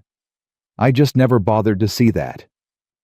Daniel felt something shift in his chest. He wasn't ready to forgive her, but he could feel his anger beginning to soften. Why are you telling me this?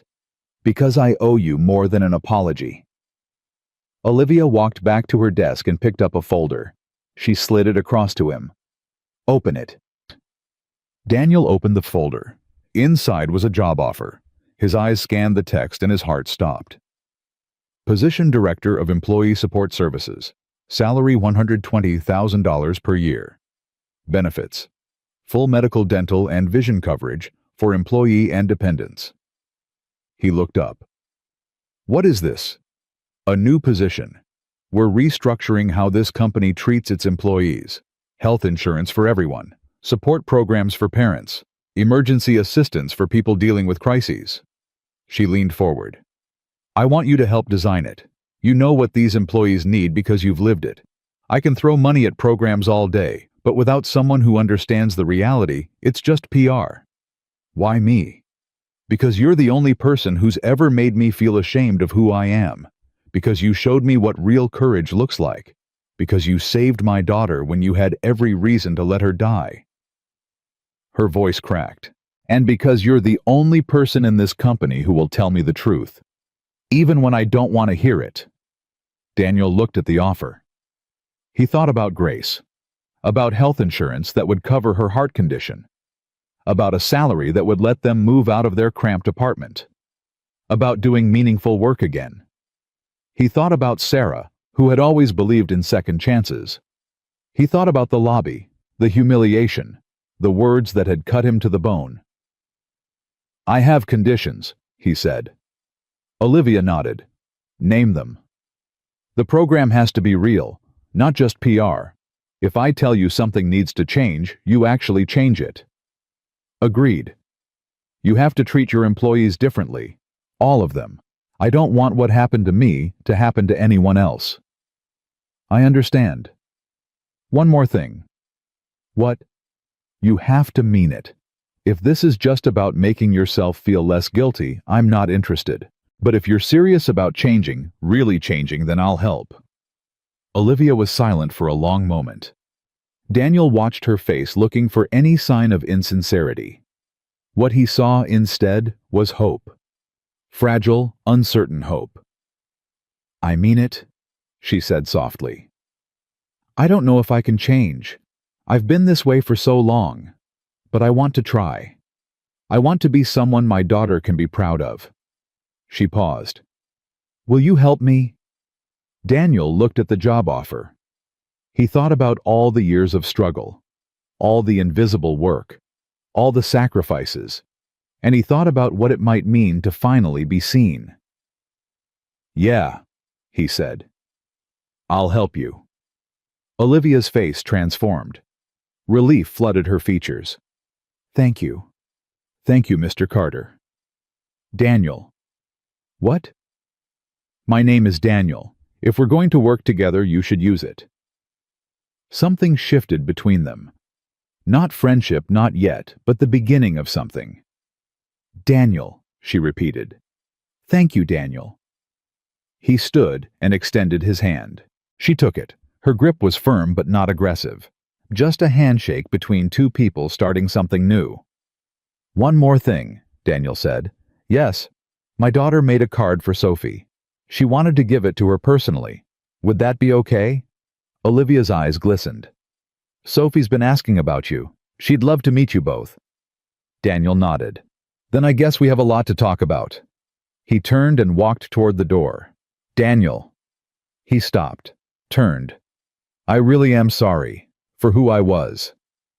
Daniel looked at her, this woman who had tried to crush him, who had now offered him a lifeline. I know, he said, and someday I think I might be able to forgive you. He walked out, leaving Olivia Sterling staring after him with tears streaming down her face. The first time Grace and Sophie met, they stared at each other for exactly 7 seconds. Daniel counted. He couldn't help it. The silence stretched across the hospital room like a wire pulled too tight, and he found himself holding his breath, wondering if this had been a mistake. Sophie was sitting up in her hospital bed, still pale but stronger than she had been. Her blonde hair was tangled, her hospital gown wrinkled, but her blue eyes were sharp and curious. Grace stood at Daniel's side, clutching the handmade card she had spent 3 hours creating.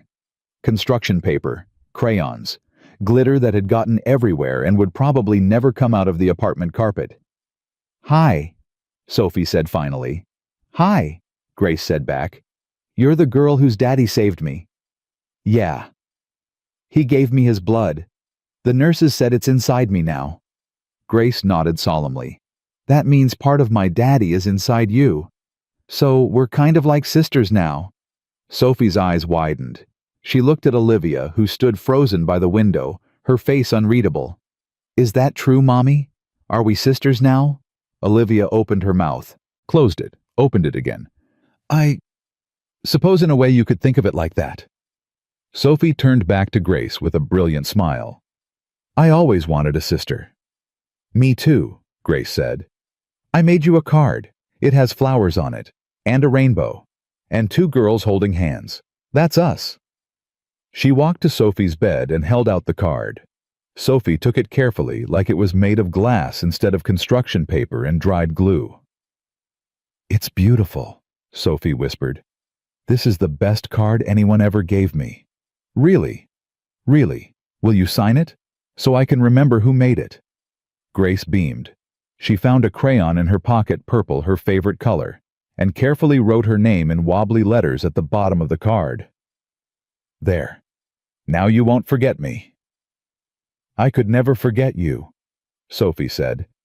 You're my sister now. Daniel felt something crack open in his chest.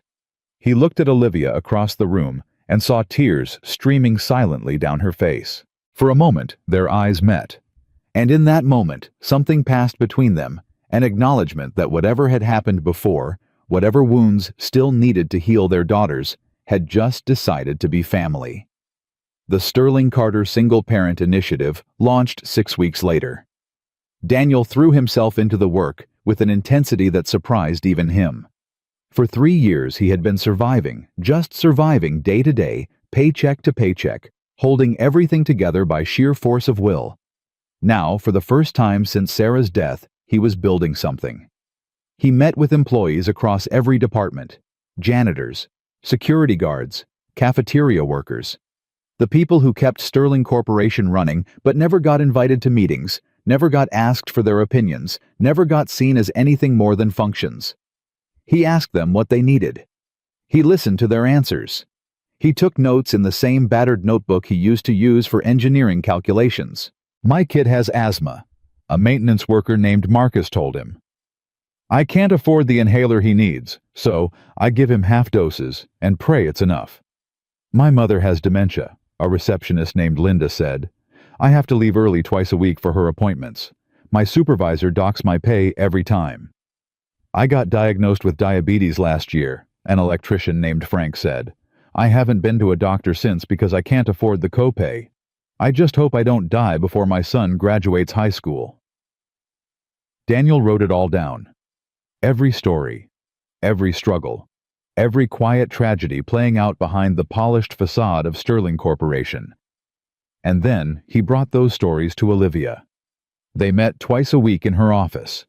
Daniel laid out the problems he had discovered, the gaps in coverage, The punitive policies, the thousand small cruelties that added up to a system designed to squeeze every drop of productivity from workers while giving nothing back. Olivia listened. At first, Daniel could see her instinctive defensiveness, the CEO reflex, to justify, to explain, to minimize. But each time she caught herself, swallowed her excuses, asked what needed to change. Frank Rodriguez, Daniel said during their third meeting. Electrician, 22 years with the company, diagnosed with type 2 diabetes last year. He hasn't seen a doctor in 11 months because our health plan has a $3,000 deductible he can't afford. That's the industry standard deductible, Olivia said automatically. Then she stopped, shook her head. No, I'm doing it again, making excuses. Yes, you are. What do we need to do? Lower the deductible, cap out-of-pocket expenses, actually make the insurance usable for people who live paycheck to paycheck. The board will fight me on the cost, then fight back. That's what you're good at, isn't it? Olivia looked at him for a long moment. Then something that might have been a smile crossed her face. You're not afraid of me at all anymore, are you? I was never afraid of you. No, I suppose you weren't. She picked up her pen and started writing. Lower deductible, capped expenses. What else? They worked late into the evening. When Daniel finally left the building at 8:00 p.m., he found Grace waiting for him in the lobby with Olivia's assistant, who had been watching her while they worked. Daddy, I drew pictures of satellites. Ms. Chen helped me look up what they look like. Daniel scooped her into his arms. Did you have fun? So much fun. Can I come back tomorrow? We'll see, sweetheart.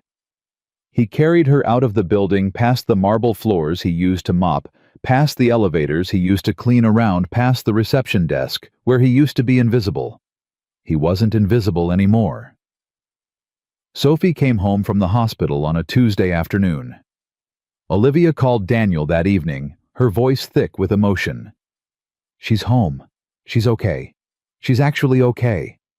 That's wonderful news. She's been asking about Grace every day. When can she see her sister again? Daniel smiled. Her sister. That's what they've decided. Who am I to argue? Saturday I could bring Grace to visit, if that's okay. A pause. You would do that? Come to my home. Sophie almost died.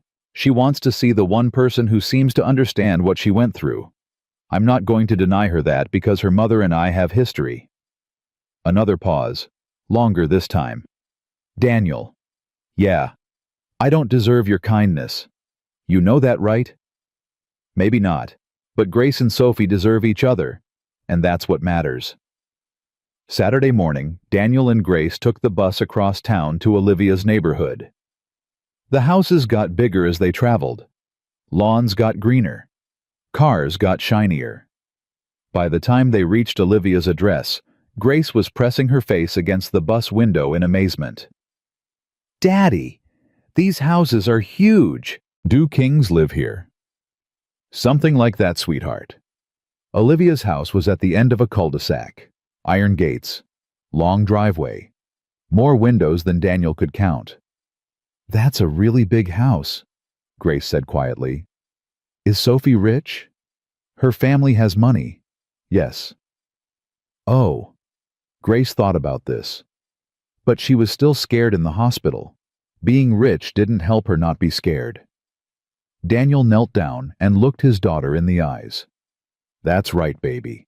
Money can't buy everything. It can't buy health. It can't buy love. It can't buy the feeling of having a friend who really cares about you. I care about Sophie.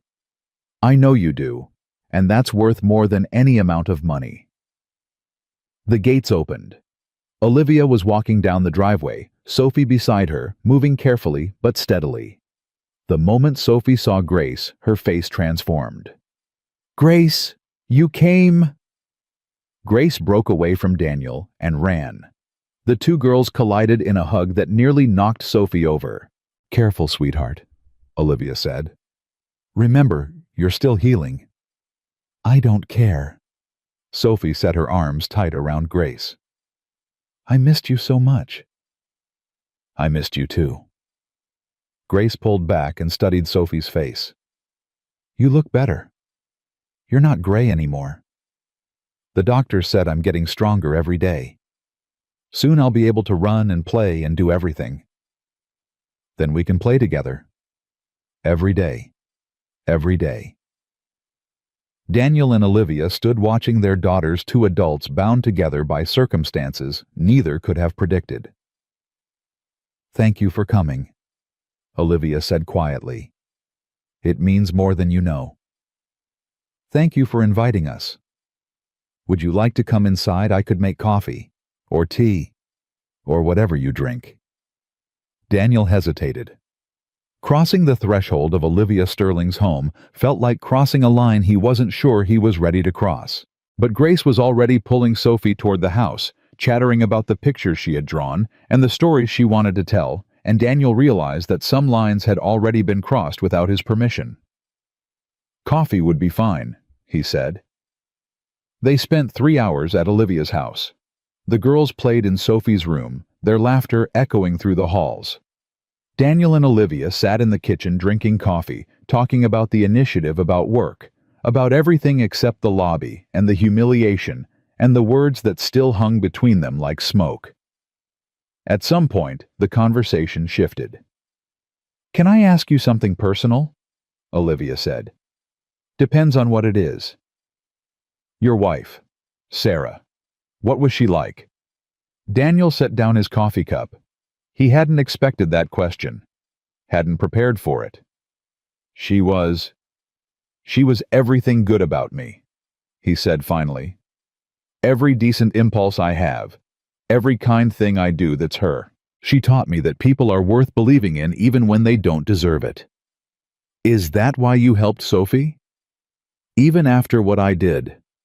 Partly. Mostly it's just I couldn't not help. A child was dying. I had the power to save her. It wasn't a choice. It was just what had to happen." Olivia was quiet for a moment. "I've never thought like that. For me, everything is a calculation. Cost versus benefit. Risk versus reward. Even my relationships, especially, my relationships are strategic." "That sounds lonely." "It is." The admission seemed to surprise her. "I didn't realize how lonely until this week, until Sophie almost died, and I realized that if I lost her, I would have nothing, no one, just an empty company and a board that would replace me within a month." Daniel didn't know what to say. He had spent so long seeing Olivia Sterling as a villain, cold, cruel, unreachable, that this glimpse of vulnerability threw him off balance. "You have Sophie," he said finally. "That's not nothing."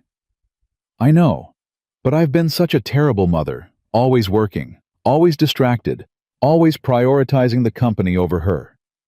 Olivia's voice cracked. "The last thing I said to her before she collapsed was that I couldn't attend her school play because I had an investor meeting. An investor meeting, Daniel. While my daughter was bleeding internally, I was worried about quarterly projections." "You didn't know she was sick." "That's not the point. The point is that I should have been there. I should have noticed something was wrong. Instead, I was so focused on work that I missed all the signs." She wiped her eyes. "What kind of mother does that?" Daniel thought about all the times he had felt like a failure as a parent. All the moments when he was too tired, too stressed, too overwhelmed to be the father Grace deserved. "The kind who's trying to do too much," he said. "The kind who thinks she has to be perfect at everything. The kind who forgets that being present is more important than being successful." Olivia looked at him. "How do you do it? How do you balance everything?" "I don't. I just show up every day and do the best I can. Some days my best isn't very good, but Grace knows I love her. She knows I'm trying. That's all any of us can do. I want to do better, for Sophie, for everyone." "Then do better. It's not complicated, it's just hard." Olivia laughed a real laugh, not the bitter sound he had heard before. "You make it sound so simple." "Simple isn't the same as easy. The simplest things are often the hardest." They sat in silence for a moment, listening to the sound of their daughters laughing upstairs. "I'm glad you're here, Daniel," Olivia said. "I'm glad you gave me a chance I didn't deserve." "Everyone deserves a chance. That's what Sarah used to say." "She sounds like an extraordinary woman." "She was. I wish I could have met her. She would have terrified you." Olivia raised an eyebrow. "How so?"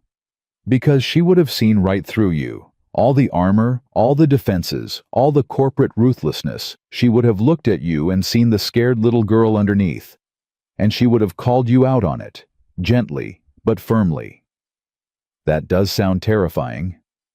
"She made me a better person. Every day she made me better." Daniel paused. "I like to think she's still doing that.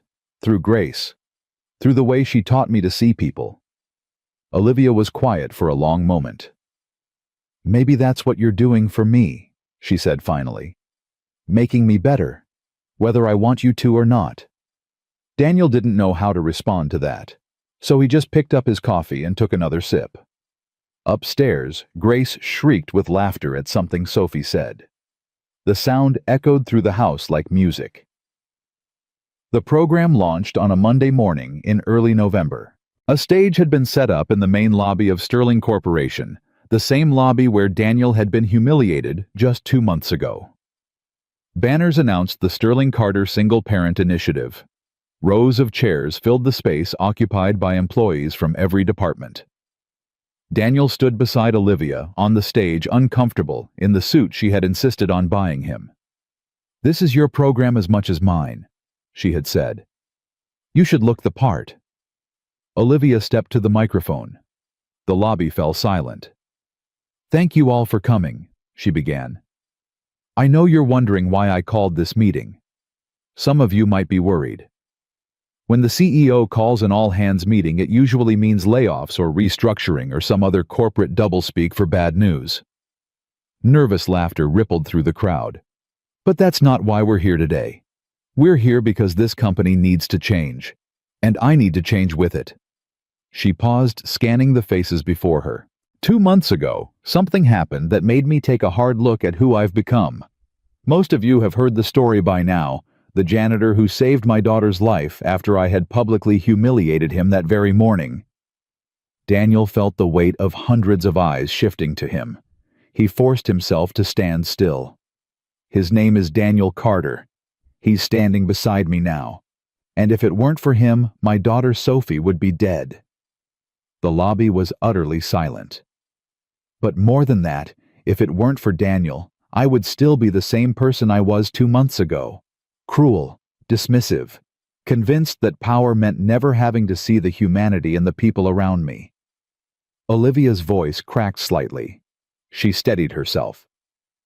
"Daniel taught me something I should have learned a long time ago. Dignity is not earned. It is inherent. Every person who walks through these doors, every janitor, every security guard, every cafeteria worker, every assistant deserves to be seen, to be valued, to be treated with respect." She gestured at the banners above them. "The Sterling Carter Single Parent Initiative is our first step toward becoming the kind of company that treats its people right.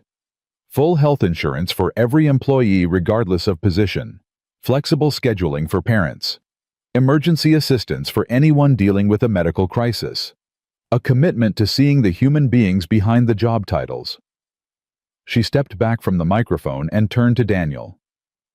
"This program exists because of Daniel Carter. He designed it.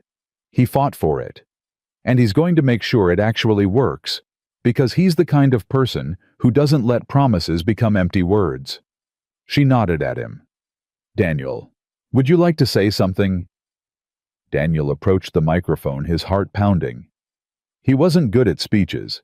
He was good at fixing things, solving problems, working with his hands. But these people deserved to hear from him.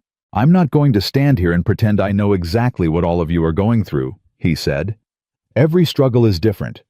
Every family is different. Every situation is different." He looked out at the crowd, the janitorial staff in the back, the executives in the front, everyone in between. "But I know what it feels like to be invisible. I know what it feels like to work 2 jobs and still not be able to afford a doctor's visit for your kid. I know what it feels like to choose between paying rent and buying medicine." He paused.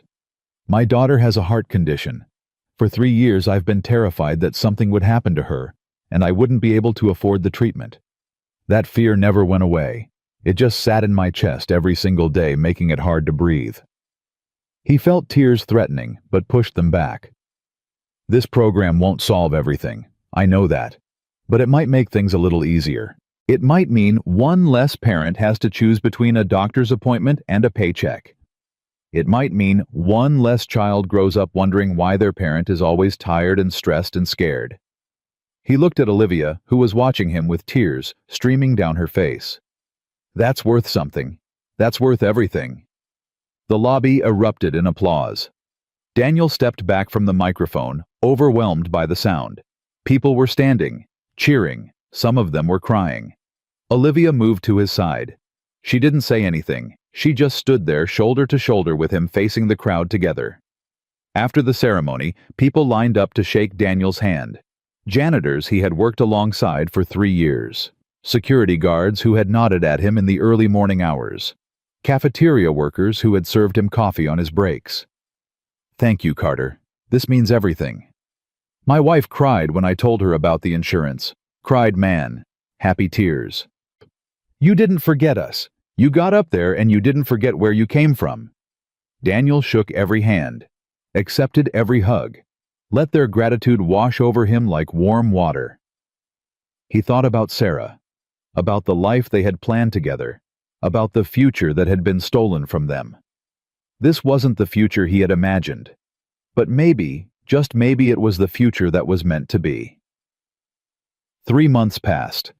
The Sterling Carter Initiative grew from a promise into a reality. Daniel worked 12-hour days meeting with employees, refining policies, fighting bureaucratic resistance at every turn. Some battles he won, some he lost. But every week, the program expanded, reaching more people, changing more lives. Frank Rodriguez finally saw a doctor. His diabetes was under control, now managed with medication the company insurance covered. He stopped Daniel in the hallway one morning, tears in his eyes, and said, "My son asked me yesterday if I was going to be around for his wedding someday. First time I could honestly say yes." Linda Martinez got approved for flexible scheduling. She could leave early twice a week for her mother's appointments without losing pay. "I don't feel like a criminal anymore," she told Daniel. "I don't have to lie or sneak around or pretend I'm sick. I can just be a daughter taking care of her mother." Marcus Thompson's son got the full-dose inhaler he needed. The asthma attacks stopped. Marcus showed Daniel a video on his phone of his boy running in a soccer game, laughing free. "That's because of you," Marcus said. "That's because of the program." Same thing. Daniel didn't argue. He just watched the video again and let himself feel something he hadn't felt in years. Hope. Grace and Sophie became inseparable. Every weekend, one family visited the other. Sometimes Daniel and Grace took the bus across town to Olivia's mansion. Sometimes a company car picked them up. Daniel still wasn't comfortable with that, but Grace loved the leather seats and drove them there. Other times, Olivia and Sophie came to Daniel's apartment. The first time, Olivia had stood in the doorway, taking in the cramped space, the second-hand furniture, the cracks in the ceiling, and Daniel had braced himself for judgment. Instead, she had said, "It feels like a home. It's small. It feels loved. That's more important." Sophie had immediately asked to see Grace's room. The two girls disappeared, and minutes later, laughter echoed through the thin walls. "I grew up in a house smaller than this," Olivia said quietly, surprising him. "Before my father's company took off, before the money, before everything changed." "I didn't know that." "Nobody does. It doesn't fit the narrative. Billionaire CEO born with a silver spoon." She shrugged. "The truth is messier. The truth always is." They sat at Daniel's small kitchen table and drank instant coffee. The expensive stuff Olivia was used to didn't exist in his pantry, and talked about their childhoods, their fears, their failures. The conversation felt strange and fragile, like handling something precious that might shatter at any moment. But it didn't shatter. It grew. By December, Daniel realized that Olivia Sterling had become something he never expected. A friend. Sophie's 8th birthday party was held on a Saturday afternoon at Olivia's house. Grace had spent 3 days making a present, a scrapbook filled with drawings, photos from their hospital visits, ticket stubs from the movies they had seen together. Every page was decorated with stickers and glitter and Grace's careful handwriting. "Do you think she'll like it?" Grace asked nervously on the drive over. "She'll love it," Daniel said. "Because you made it, and because it's from your heart. What if she has too many presents, and mine gets lost?" "It won't get lost. It's the most important one." "How do you know?" "Because it's the only one that tells the story of your friendship. All the other presents are just things. Yours is a memory." Grace considered this, then she nodded satisfied. The party was bigger than Daniel expected. Dozens of children from Sophie's school, their parents milling around with glasses of champagne, a professional entertainer making balloon animals in the corner. Daniel felt out of place in his department store suit among the designer dresses and tailored jackets. But Sophie spotted them immediately and ran across the lawn. "Grace, you're here." The girls hugged like they hadn't seen each other in months instead of days. "Happy birthday, Sophie. Did you bring a present?" "I made you something, but you can't open it until later. It's special." Sophie's eyes widened with excitement. "How special?" "The most special." Olivia appeared beside Daniel, watching the girls with a soft expression.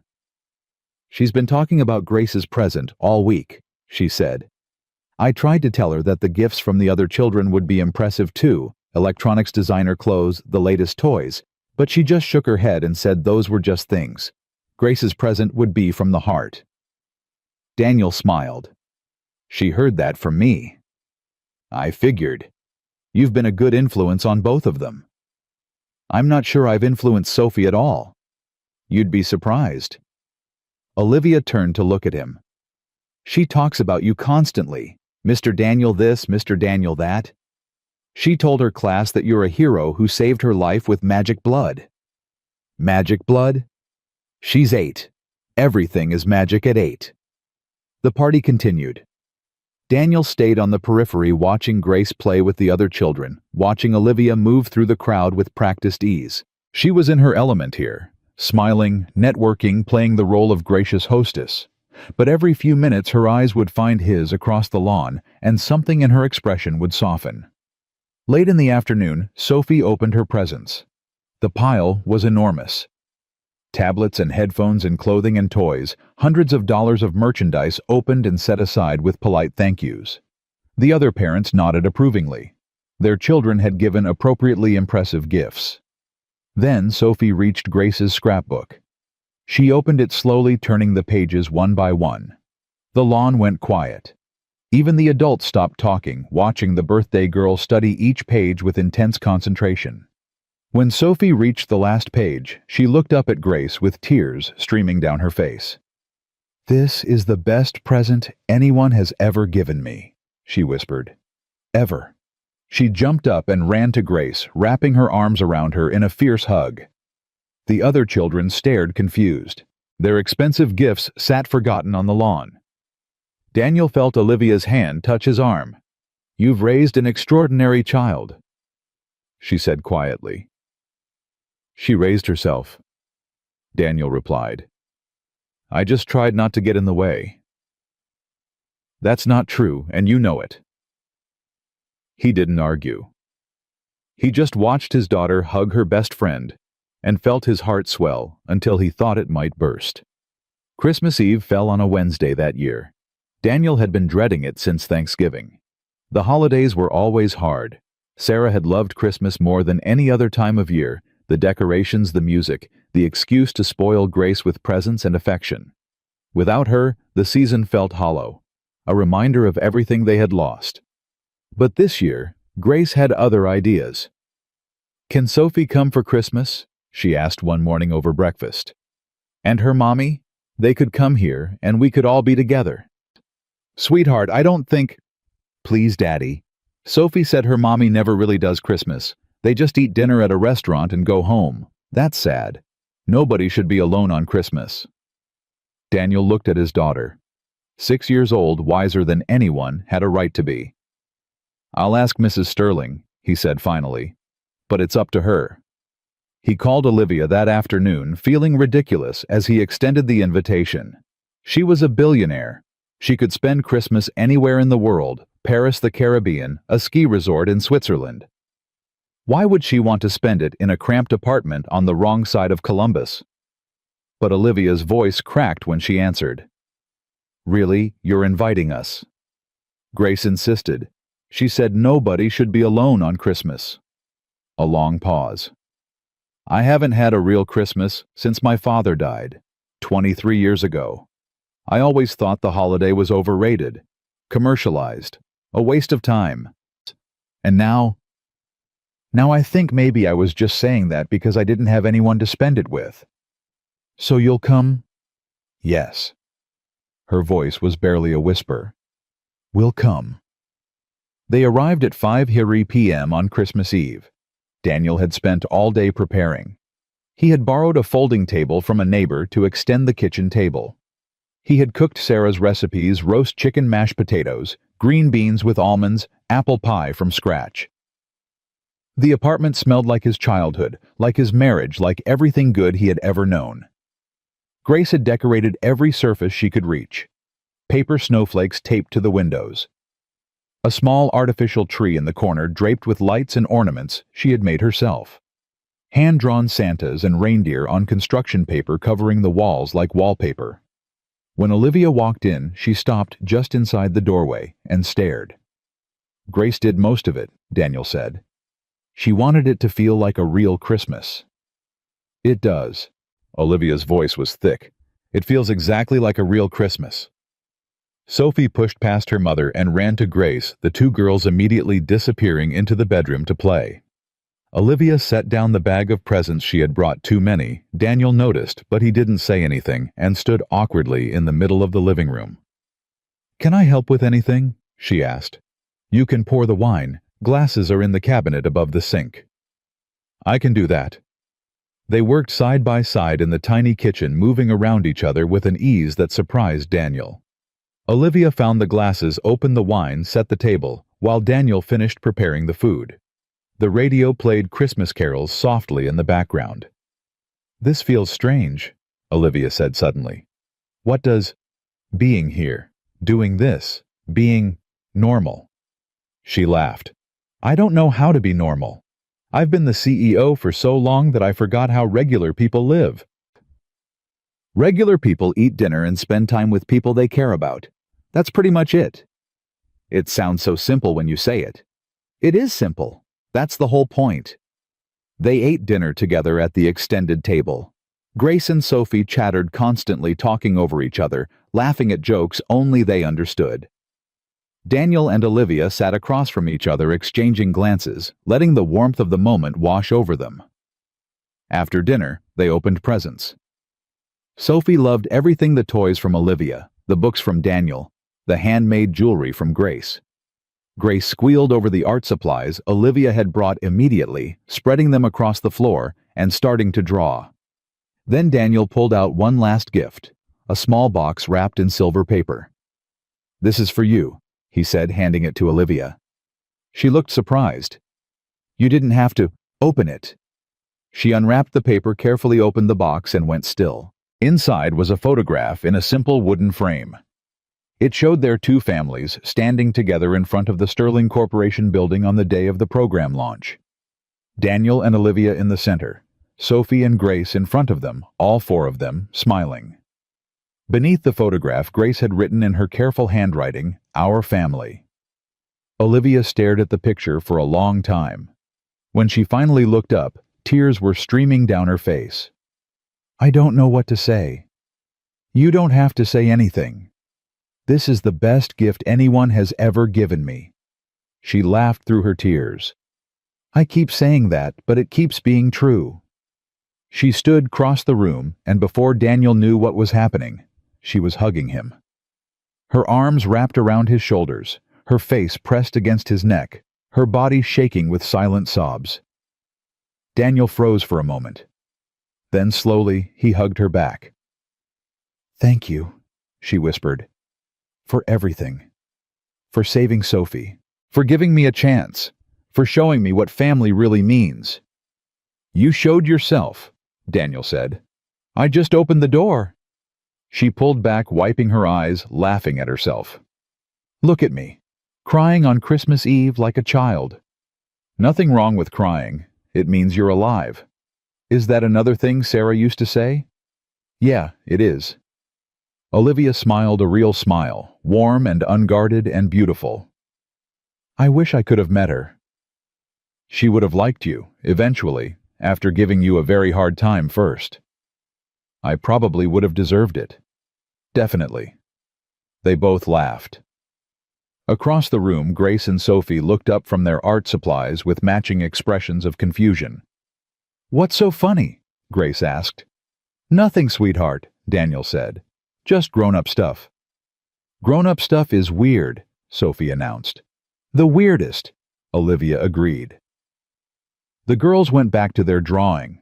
Daniel and Olivia stood together watching them, neither of them speaking, but both of them understanding. Something had changed between them. Something that went beyond gratitude or obligation or the shared experience of almost losing a child. Something that felt like the beginning of something else.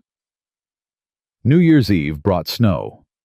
Daniel and Grace stood at the window of their apartment, watching the flakes drift down through the streetlights. It was 11:45 p.m. past Grace's bedtime, but Daniel had made an exception. It was a special night. "Daddy?" "Yeah, baby." This was the best year ever. Daniel looked at his daughter, 6 years old, soon to be 7, growing so fast that sometimes it took his breath away. "Even though we were sad sometimes," he asked, "even though it was hard. Mommy says being sad and being happy aren't opposites. She says you can be both at the same time." "When did she tell you that?" "In my dreams. I dream about her sometimes. She tells me things." Daniel's throat tightened. "What else does she tell you?" "She says she's proud of you. She says you're doing a good job. She says to keep going even when it's hard." "She said all that?" Grace nodded solemnly. "And she said that it's okay to love new people, that loving new people doesn't mean you love her less. It just means your heart is getting bigger." Daniel pulled his daughter into his arms and held her tight. Outside, the snow continued to fall. "Your mommy was the smartest person I ever knew," he said. "I know. That's why I listened to her." They stood together in the window, watching the snow waiting for midnight. At 11:58, Daniel's phone buzzed. A text from Olivia. "Happy New Year. Thank you for making this the best year I can remember." He typed back, "Same. Here's to next year." Her response came immediately. "Here's to next year. And all the years after that." Daniel smiled. He set the phone down and picked up Grace so she could see the fireworks starting in the distance. "Happy New Year, Daddy," she said. "Happy New Year, sweetheart. I love you. I love you too, more than anything. More than satellites. Way more than satellites." Grace giggled. "More than chocolate ice cream. More than all the chocolate ice cream in the world. More than everything, Grace. More than everything that has ever existed or will ever exist. You are the most important thing in my life, and you always will be." Grace wrapped her arms around his neck and squeezed tight. Outside, the fireworks exploded in bursts of color against the snowy sky. A new year was beginning. A new chapter was starting. Daniel thought about everything that had happened in the past few months. The humiliation in the lobby, the blood donation, Sophie's small hand gripping his wrist, begging him not to let her die, Olivia's tears in the hospital, the job offer, the program launch, Christmas Eve in his cramped apartment, two families becoming one. He thought about Sarah watching over them from wherever she was. Proud of him. Proud of Grace. Proud of the man he was still becoming. He thought about the future, uncertain and terrifying, and full of possibility. And for the first time in 3 years, he wasn't afraid of it. The Sterling Carter Single Parent Initiative celebrated its first anniversary on a crisp Monday morning in November. The ceremony was held in the same lobby where everything had begun. The same marble floors Daniel had once mopped. The same elevators he had been told to stay away from. The same space where Olivia Sterling had called him invisible. But everything was different now. A banner hung above the stage, 1 year of seeing each other. The lobby was packed. Employees from every department, their families, members of the press. The initiative had become national news, a model for other corporations to follow. Sterling Corporation's stock price had actually risen. It turned out that treating employees well was good for business. Daniel stood beside Olivia on the stage, still uncomfortable in suits, but no longer feeling like an imposter. He belonged here now. He had earned his place. Olivia stepped to the microphone. 1 year ago, I stood in this lobby and called a man invisible. The crowd went silent. I called him invisible because I couldn't see him. I couldn't see past my own power, my own fear, my own desperate need to be in control. I looked at a human being and saw an obstacle, a problem, a nuisance. She paused, letting the words settle. That man saved my daughter's life. He gave his blood to save her. And then he gave something even more valuable, his time, his wisdom, his vision for what this company could become. She turned to Daniel. Daniel Carter is not invisible. He never was. I was just too blind to see him. She faced the crowd again. This initiative exists because one man had the courage to help someone who didn't deserve it. Because one man believed that dignity is not earned, but inherent. Because one man showed me that the measure of a person is not how they treat those above them, but how they treat those below. She stepped back from the microphone. Daniel, this is your day. Tell them what it means. Daniel approached the microphone slowly. He looked out at the crowd, the faces he knew. The faces he didn't. The sea of humanity that had gathered to celebrate something he had helped create. A year ago I was mopping floors, he said. That's not a metaphor. I was literally mopping floors. I did it for 3 years because it was the only job I could find after my wife died, and the medical bills consumed everything I had. He paused. I want to tell you something about mopping floors. When you push a mop for 8 hours a day, you have a lot of time to think. And what I thought about mostly was my daughter. How I was going to keep her fed. How I was going to keep her healthy. How I was going to be the father she deserved when I felt like I was barely surviving. He looked at Grace, who was sitting in the front row beside Sophie. Both girls were watching him with identical expressions of pride. This initiative isn't about me. It's about every parent who has ever had to choose between their child's health and their job. It's about every worker who has ever felt invisible. It's about every human being who deserves to be seen and valued regardless of what they do for a living. He straightened. We've helped over 1,000 families this year. 1,000. That's 1,000 people who didn't have to choose between medicine and rent. 1,000 people who got to be there for their kids' doctor appointments without losing their paycheck. 1,000 people who finally felt like they mattered. He looked at Olivia, who was crying silently. But we're not done. We're never done.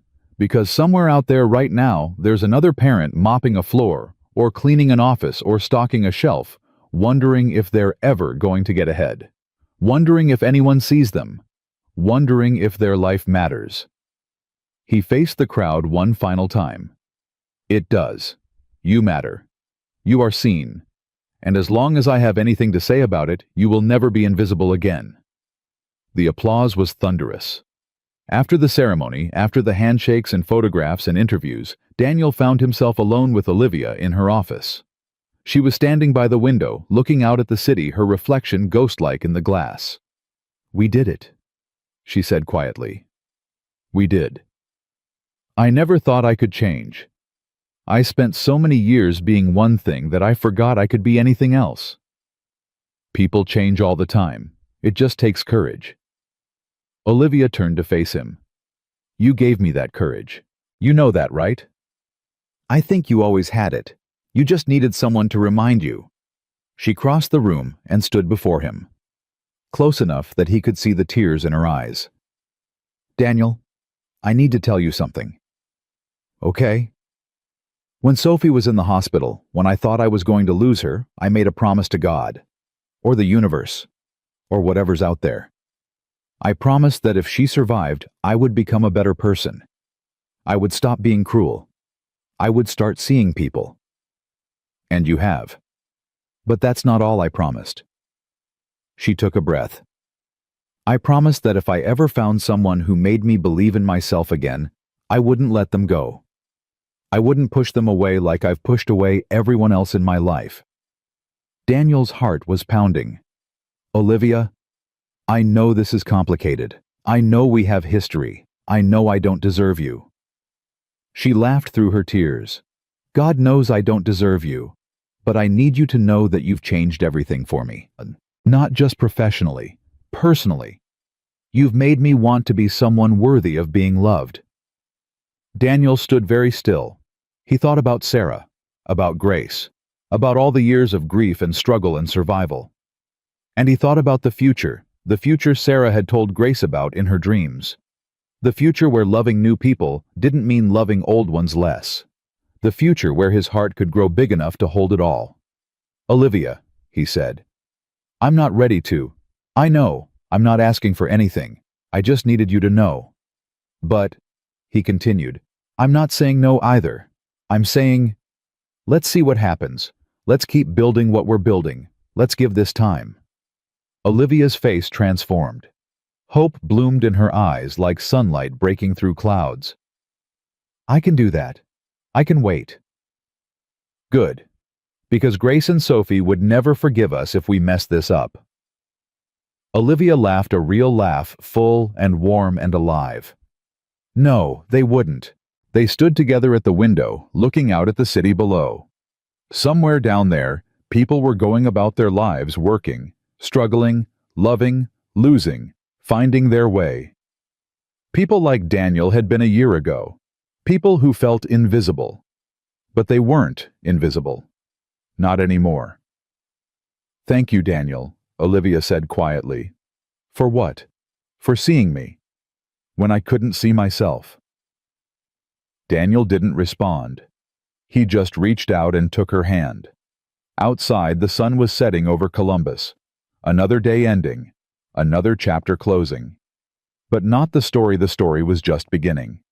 He thought about Grace waiting downstairs with Sophie probably causing chaos in the lobby. He thought about Sarah watching over all of them.